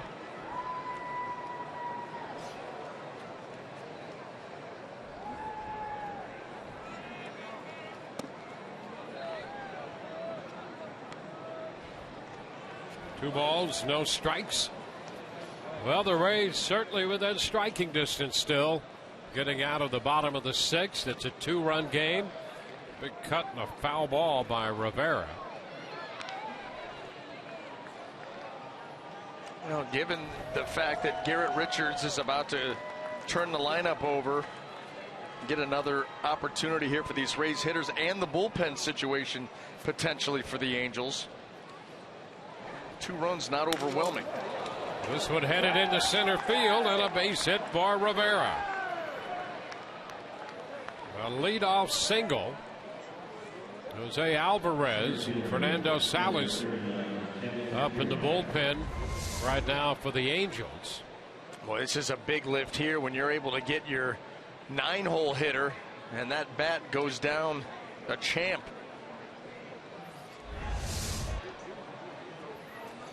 Perez a trip to the mound to take up a little more time as the bullpen continues to heat up. And here comes Mike Scioscia, and he's of a mind to make a move right here with Kiermaier, the top of the order, due up. We'll be back in a moment.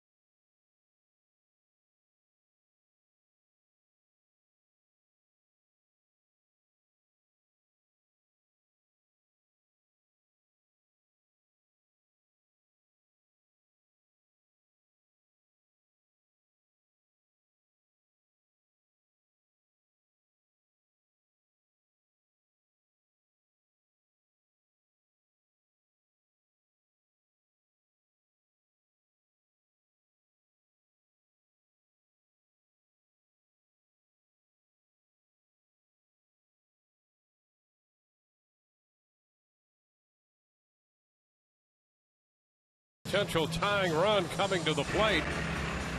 Tomorrow's starters, presented by Chevron. Chris Archer will go against left-hander C.J. Wilson. Archer after his 6th win, Wilson 3-3. Our coverage begins on Sun Sports tomorrow night at 9:30. Another late night with the Rays.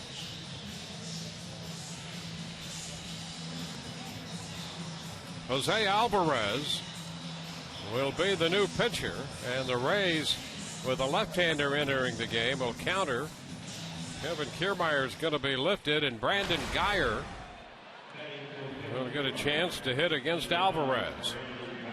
Alvarez on for the 17th time. 21 innings of work, 21 strikeouts, does have 8 walks. He's going to face Guyer, the righty. Fastball, changeup, slider, curveball, in that order of preference against right-handed hitters. Yeah, and he is not a hard thrower. That fastball averages around 89, sometimes 90. What's wrong with that? I know all about it. It was in the family and a partner, and there's nothing wrong with 90. It's not easy to deal with that, to pitch with that kind of velocity. Swing and a miss, and the count is 1-1.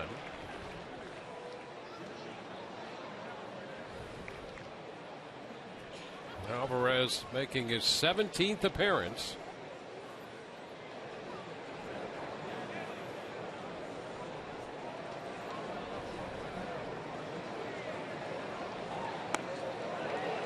Guyer's behind him, 1-2. And to look a little indecisive with that swing. I think he wanted the fastball. That one almost made his mind up before that he was going to swing, because that pitch was off the plate and elevated, and the swing kind of ended up being half-hearted. Down to first. Out there, and they're going to have to tag the runner. And a double play. So Geyer went right down to Pujols, who got the out there and went down for the tag. Boy, too easy. That ball gets there in plenty of time, and Rene Rivera with the early. Then it's just a showdown. So a double play erases the leadoff single by Rivera. So Alvarez faces one man, gets 2 outs, and a pitching change again.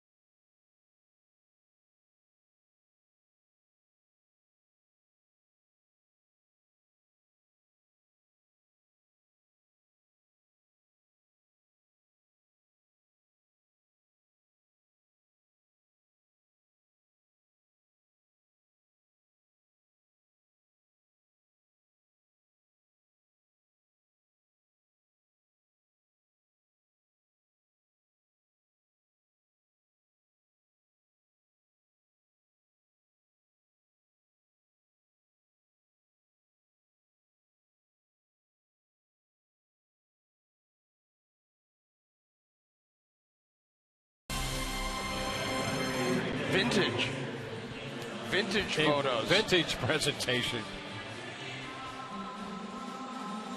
Who are those guys? Imposters. Meanwhile, Fernando Salas becomes pitcher number 3 for the Angels, and he's on to face Joey Butler. 23rd appearance for Salas.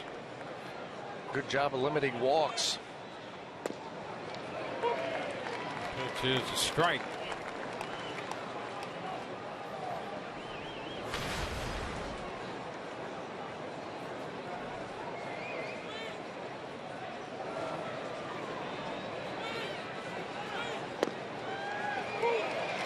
Well, Salas in with a couple strikes, right in out of the bullpen. I guess that's how you limit walks. You just come in and start pumping quality strikes right on the corner. Doesn't bat an eyelash. Fly ball center field. Trout puts it away. The Rays are out in the 7th, still trailing by 2 runs.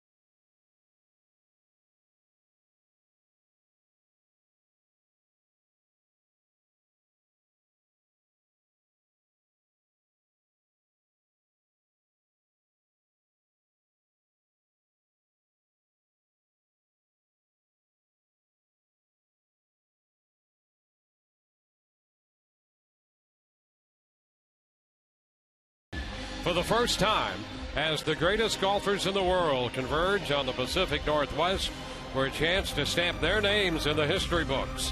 Our exclusive coverage of the 115th U.S. Open Championship, live from Chambers Bay Golf Course, begins June 18th on Fox Sports 1, Fox, and streaming live on Fox Sports Go. Ernesto Friari is the new pitcher for the Rays. 6 innings for Colome, and now Friari on for the 22nd time. Brandon Geyer will stay in to play center field after pinch hitting for Kiermaier. And leading off for Los Angeles, Cole Calhoun. There's Geyer out there in center field.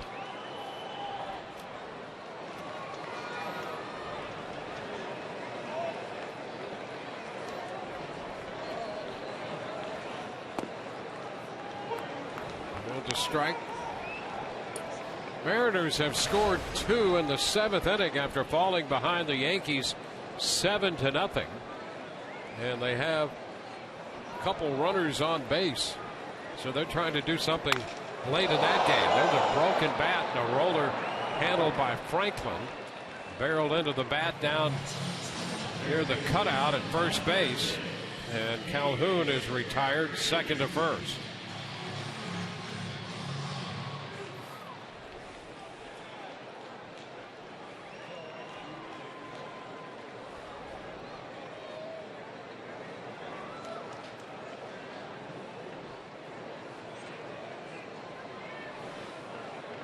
David Freese, who hit 1 of 3 home runs allowed by Colome.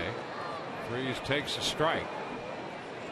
Colome gave up 5 runs on 9 hits, 3 home runs.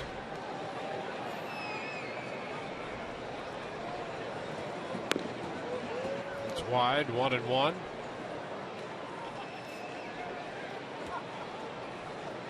Angels get some more action up in their bullpen. Richards worked 6+. Alvarez and Salas followed him in the 7th.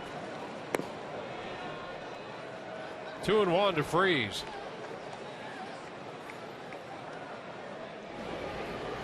Joe Smith is up in the bullpen.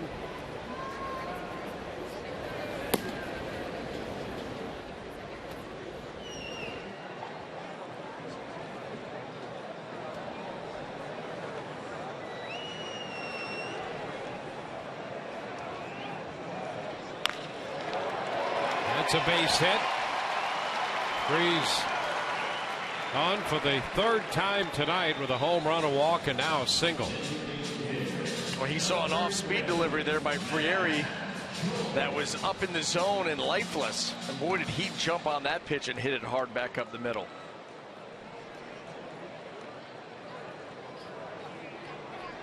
This Angel lineup, overall, the number's not that impressive, but the way they've been swinging the bat recently, the way that they've capitalized on mistakes here tonight.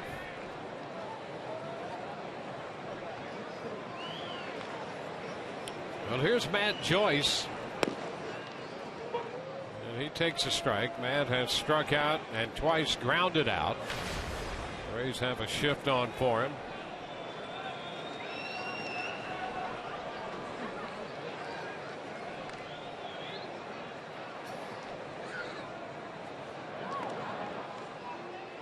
Freese, the runner at first. Mariners settled for just the 2 runs in the 7th. New York bats in the 8th, leading 7-2.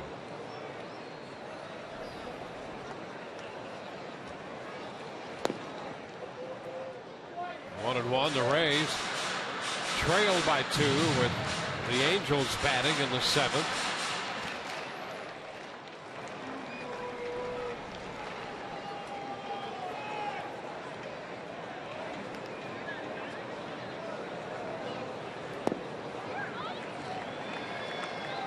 It's 2 balls and a strike.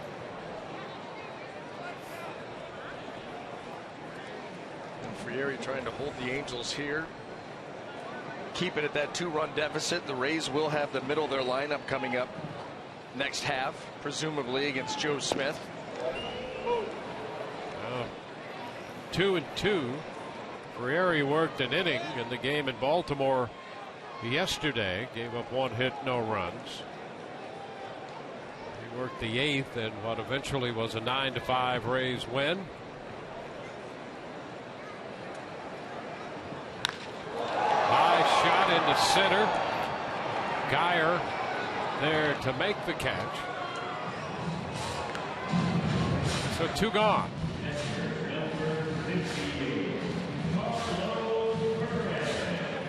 Freese remains at first, and Carlos Perez, the catcher, heads toward the plate.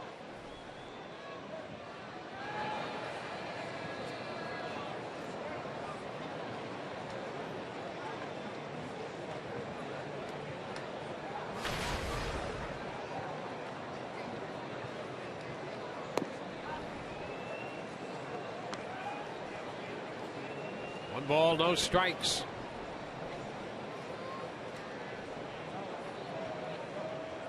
Perez has a base hit.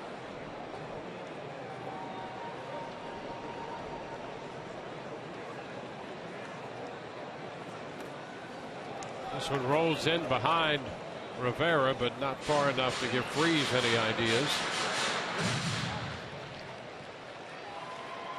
So it's 2 balls, no strikes to Perez.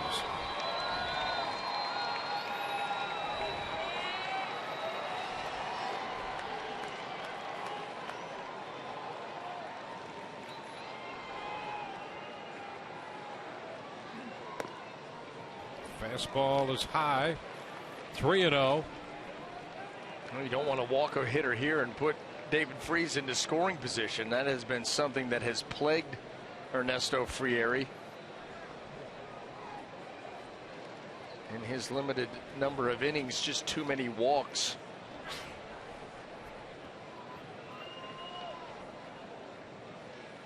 And he walks the catcher Perez on 4 pitches. And those last 2 misses were way up and out of the zone.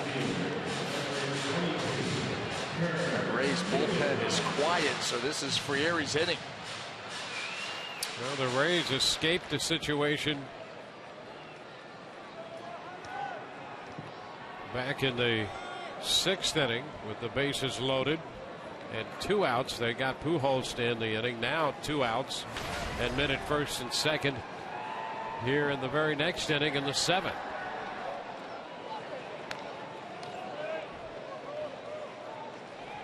That's a foul ball. Going Heiss. There's a single and a walk in between, a fly ball to left. Kirk Neuenhuis.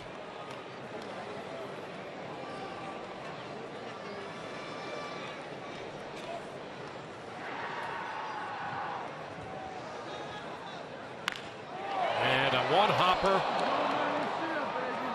Cabrera takes care of that. And 2 men are left on base by the Angels. Still a 2-run game as we move into the 8th.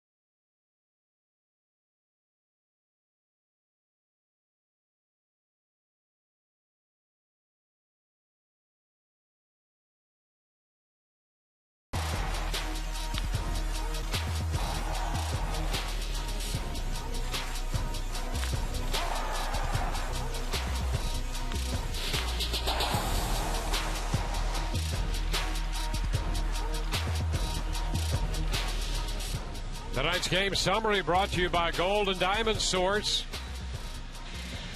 Angels scored first in the second inning on a David Freese home run. Rays tied it, but the Angels came back with 3 in the third on a home run by Mike Trout. Nick Franklin has belted a homer for the Rays in this game. Albert Pujols hit a solo homer in the 5th to make it 5-3, and it has remained that way despite a couple threats by the Angels to lengthen their lead. We go to the 8th, and Evan Longoria will lead off against right-hander Joe Smith with DeJesus and Forsythe to follow.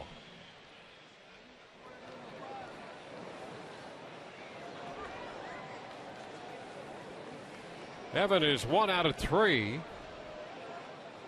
He's singled in the third and bounces this one foul over the dugout.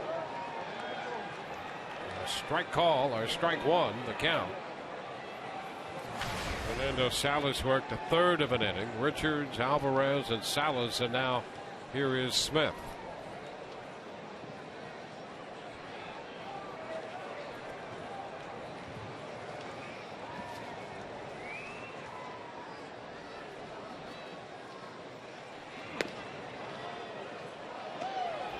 It's a bit wide.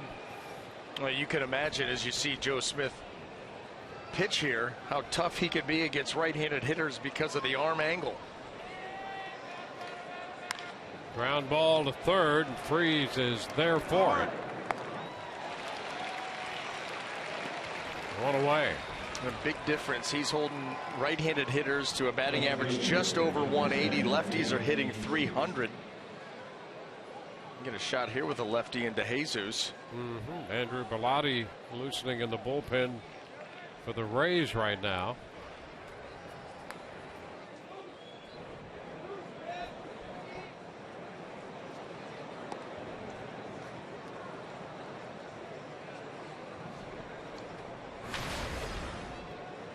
DeJesus 0 for 2 with a line drive out to short in the third, and a pretty good swing on a fly ball to center in the 5th. He walked in the 2nd.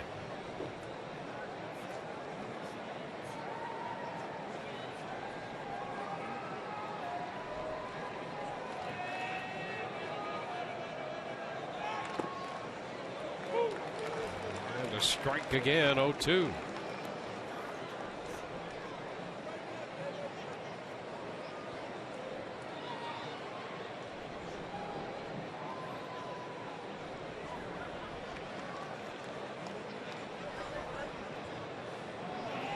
For Smith, cutting the miss, and he disposes of DeJesus here on 3 pitches. This is the 3rd straight game for Smith. Pitched each of the last 2 nights against Detroit.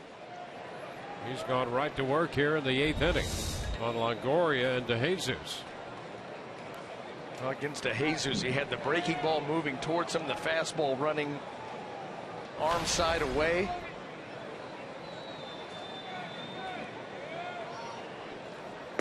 Good Forsythe. The pitch is a strike.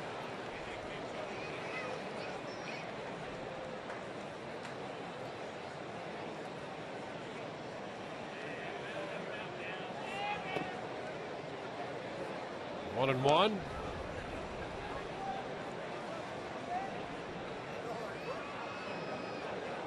Logan walked to lead off the 4th and scored on Franklin's home run. And now he's behind a ball and 2 strikes. Well, he's been so precise with his location with the fastball and the slider.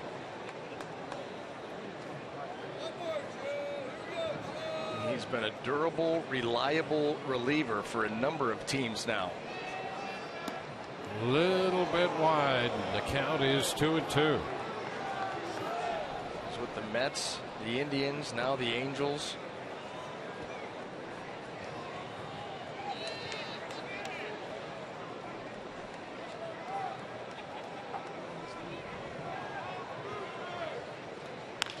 Ground ball toward the hole, deep short. Ibar's throw is in time. Forsythe for the second time in a row. Grounds out 6-3 from the hole. 5-3.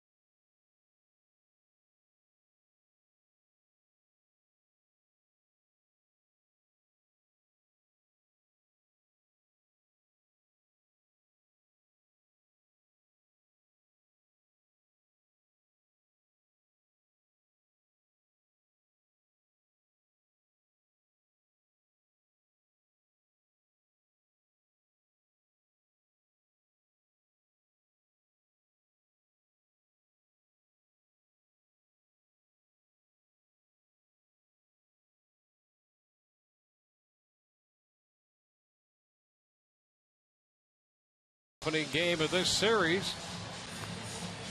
Coming up on Rays Live, the post game presented by Checkers.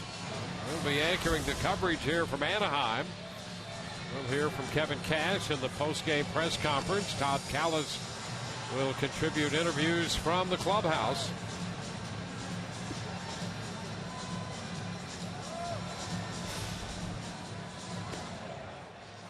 Andrew Bellotti,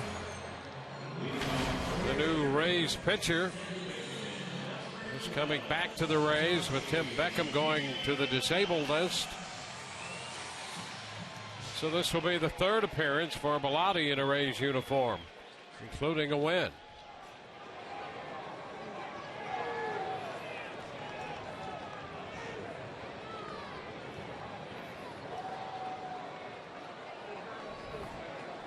Johnny Giovatello, the number 9 hitter and second baseman, leads off for the Angels. He takes ball 1. Well, he's had a nice night too. A couple of base hits, a sacrifice bunt.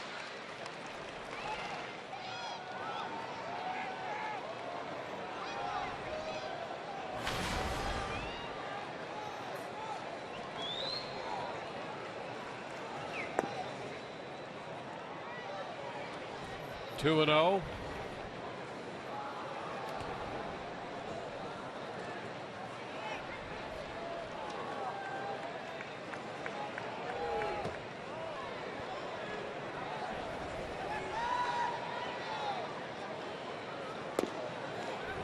Strike call, 2-1. Bellotti, you may recall, was with the Rays for a stretch of about a week in May, starting on the 9th.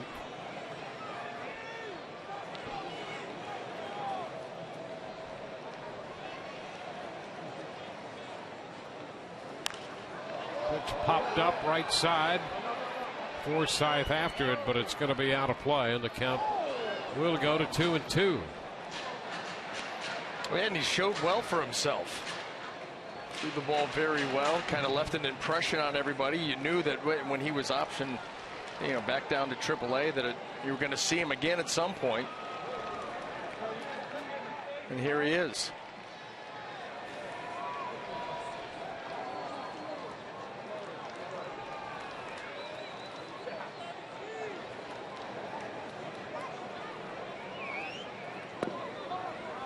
He's gone full to the number 9 hitter.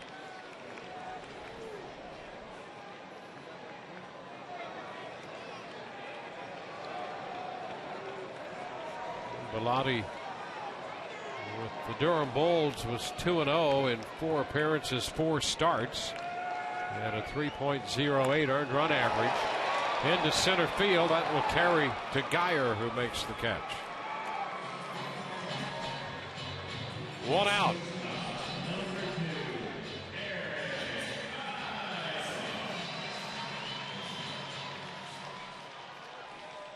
Now back around to the top of the order for Eric Ibar.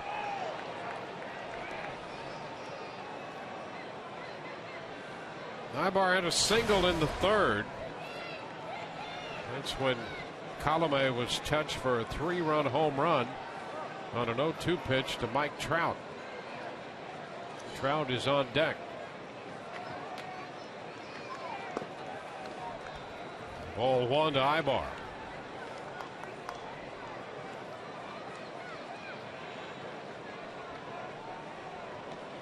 So Bellotti trying to hold the Angels to this 2-run lead, give the Rays a shot in the 9th.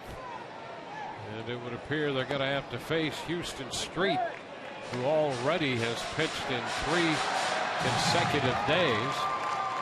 And he's busy in the bullpen now for the Angels. Well, and for a guy that is not a stuff guy, Houston Street, you know, he's pitching up there around where Alvarez was, 89, 90, 91. Is fearless on the mound, works the ball around the zone, but working 4 days in a row. Will he be sharp? Sharp, not being sharp, with less stuff. Maybe the Rays have a chance.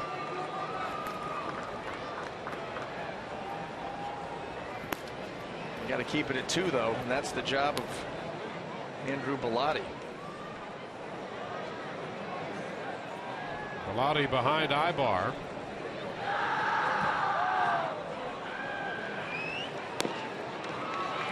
And he walks him. He walked him on 4 pitches, and Ibar, a guy not given to drawing a lot of walks or running deep counts. And here is Mike Trout, tonight's GMC big matchup. Well, Trout 1 for 3, a 3-run home run, and Albert Pujols 2 for 4 with a single and a home run. And it's Mike Trout again. He was intentionally walked in the 6th.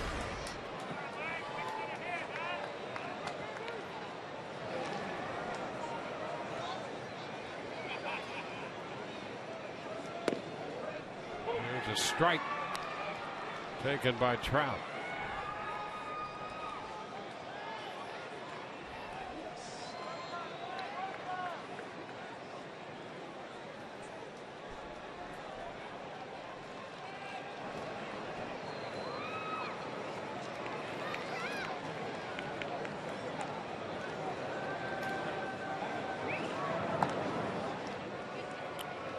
Bellotti trying to hold the Angels, and he has a couple challenges to face now after the walk to Ibar. He got the number 9 man, went full on him to 3-2, and Giovatelli lined out, then walked Ibar on 4 pitches. And Rivera will head to the mound. Well, trying to clear up any kind of confusion, realizing the importance of the situation and the dangerousness of these 2 hitters. Trout here and Pujols coming up. Bellotti will have both of them. Then Rays bullpen once again quiet, so this is his inning. Well, the Rays will have Souza Jr., Cabrera, and Franklin due up in the 9th.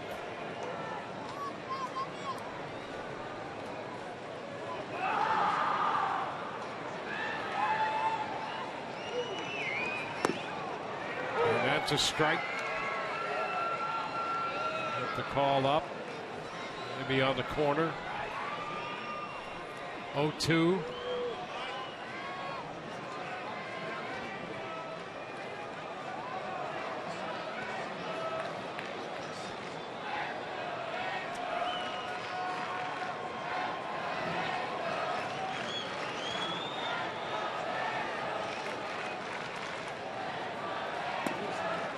Takes it wide.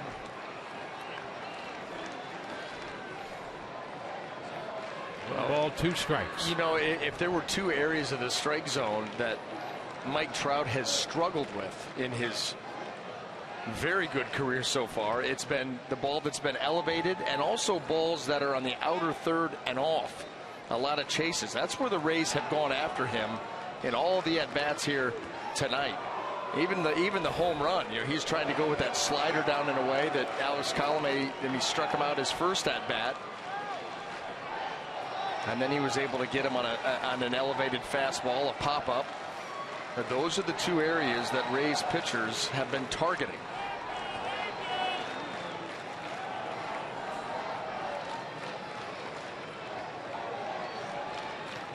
And a cut and a miss. He got it with a fastball. Yeah, how about combining them? Let's go up and away. And he was able to get it. A little extra velocity on that pitch. Yeah, that registered at 95 on the gun here.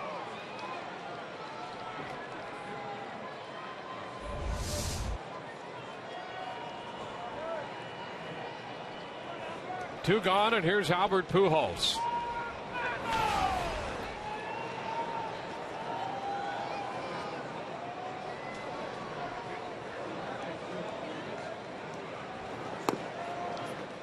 Too high, 1 ball, no strikes.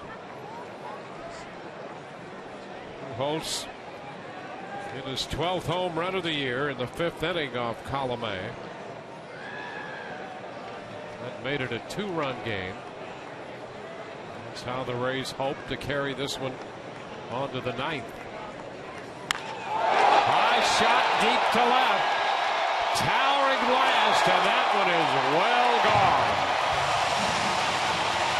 Pujols hits his 2nd home run of the night, his 13th of the year, and it's a 4-run deficit.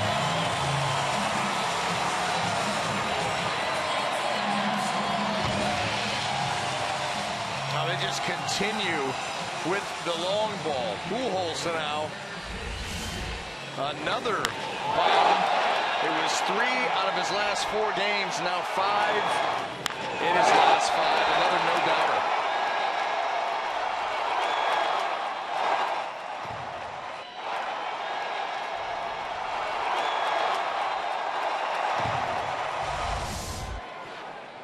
Albert Pujols has given the Angels the cushion they were looking for. Put a big dent into the Rays' hopes.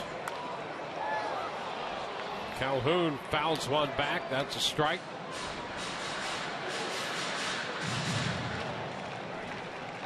Now do you even go with Houston Street? Has worked 3 nights in a row. This game out of save situation. Have time to scramble and get somebody else ready.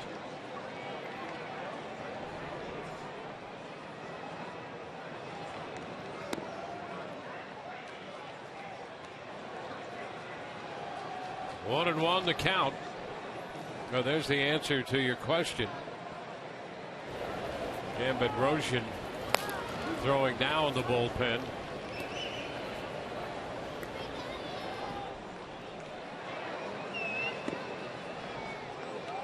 Two and one to count on Calhoun.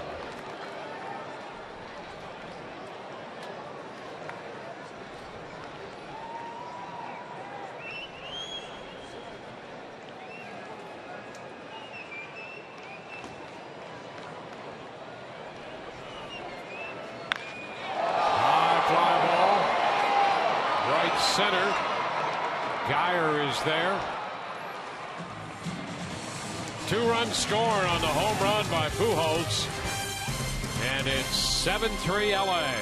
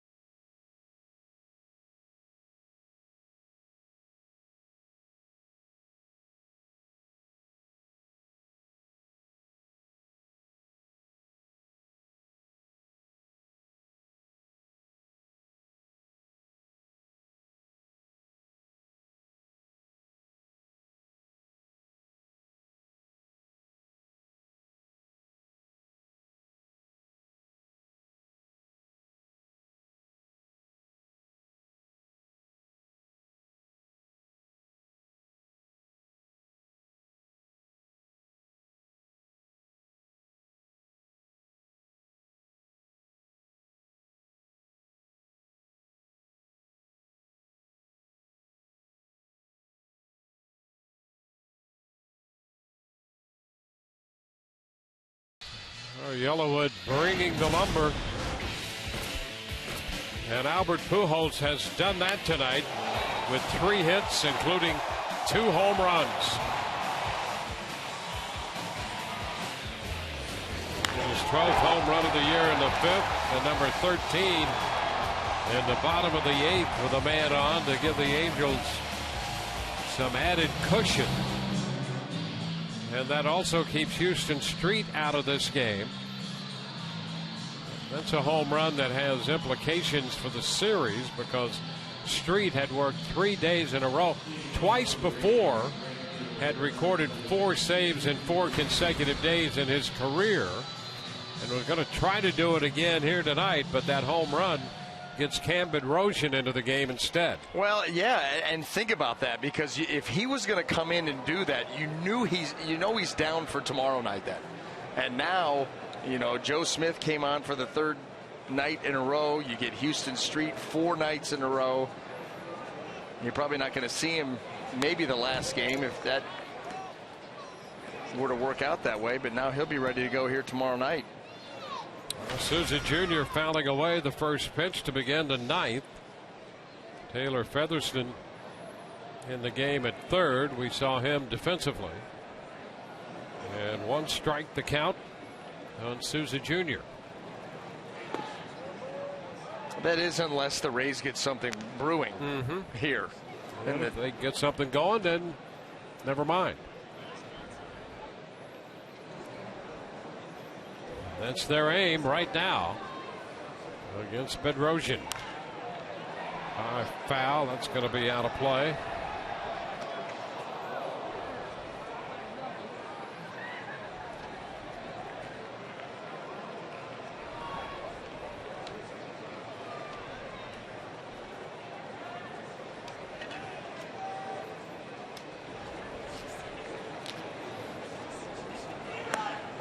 It's high. 2-2. Bedrosian has been in 3 games on this current homestand for the Angels, working 3 1/3 innings. Pitched an inning and a third last night against Detroit, and there's a called 3rd strike.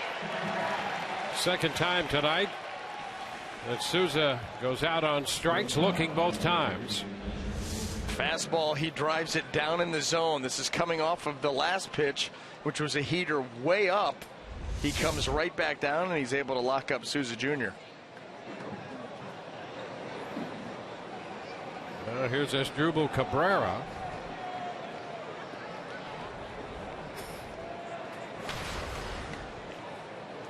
Cabrera is 0 for 3.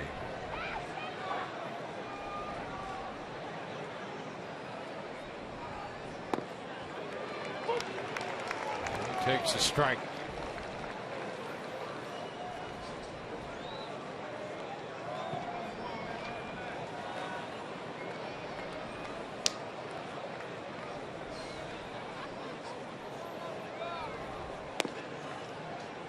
Pitch away.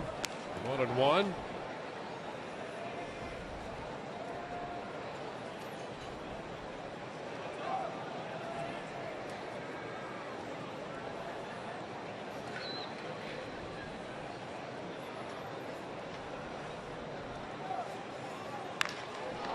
Shot back into straightaway center.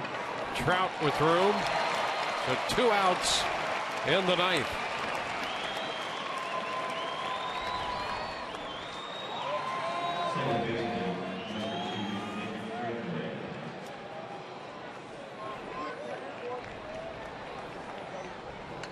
Now Nick Franklin bats.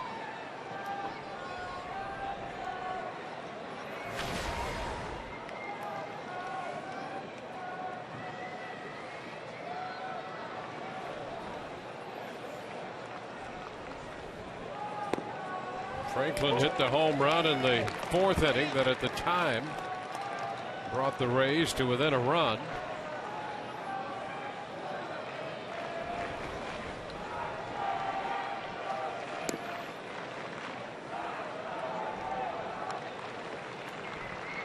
One ball, 1 strike.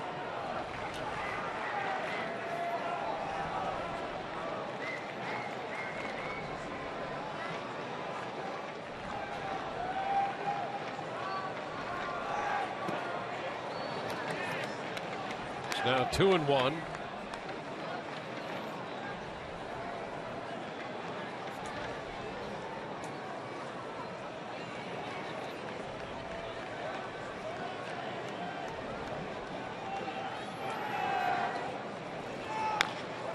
Chop right side foul, and it's 2-2. Cam's father, Steve Bedrosian, a hard-throwing right-hander. He spent the majority of his time in the big leagues with the Atlanta Braves.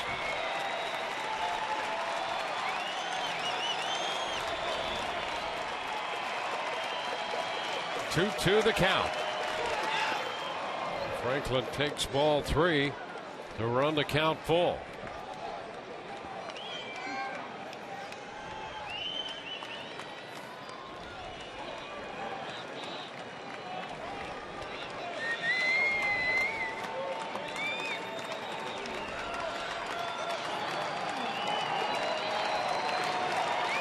Three-two. Tap right side. Bedrosian will have to cover, and he found the bag with the second attempt, and that ends the game. Bedrosian covering on the ground ball to first by Franklin, and the Rays go down in order in the 9th inning and drop the first game to the Angels 7-3. Richards will get the win, Colomé the loss before 27,078. Now the Rays fall to 500. Same two teams tomorrow. We'll be with you at 9:30 on Sun Sports. For Brian Anderson, Dwayne Stats, hope you've enjoyed the telecast. If not, the outcome. Rays Live, the post game is next.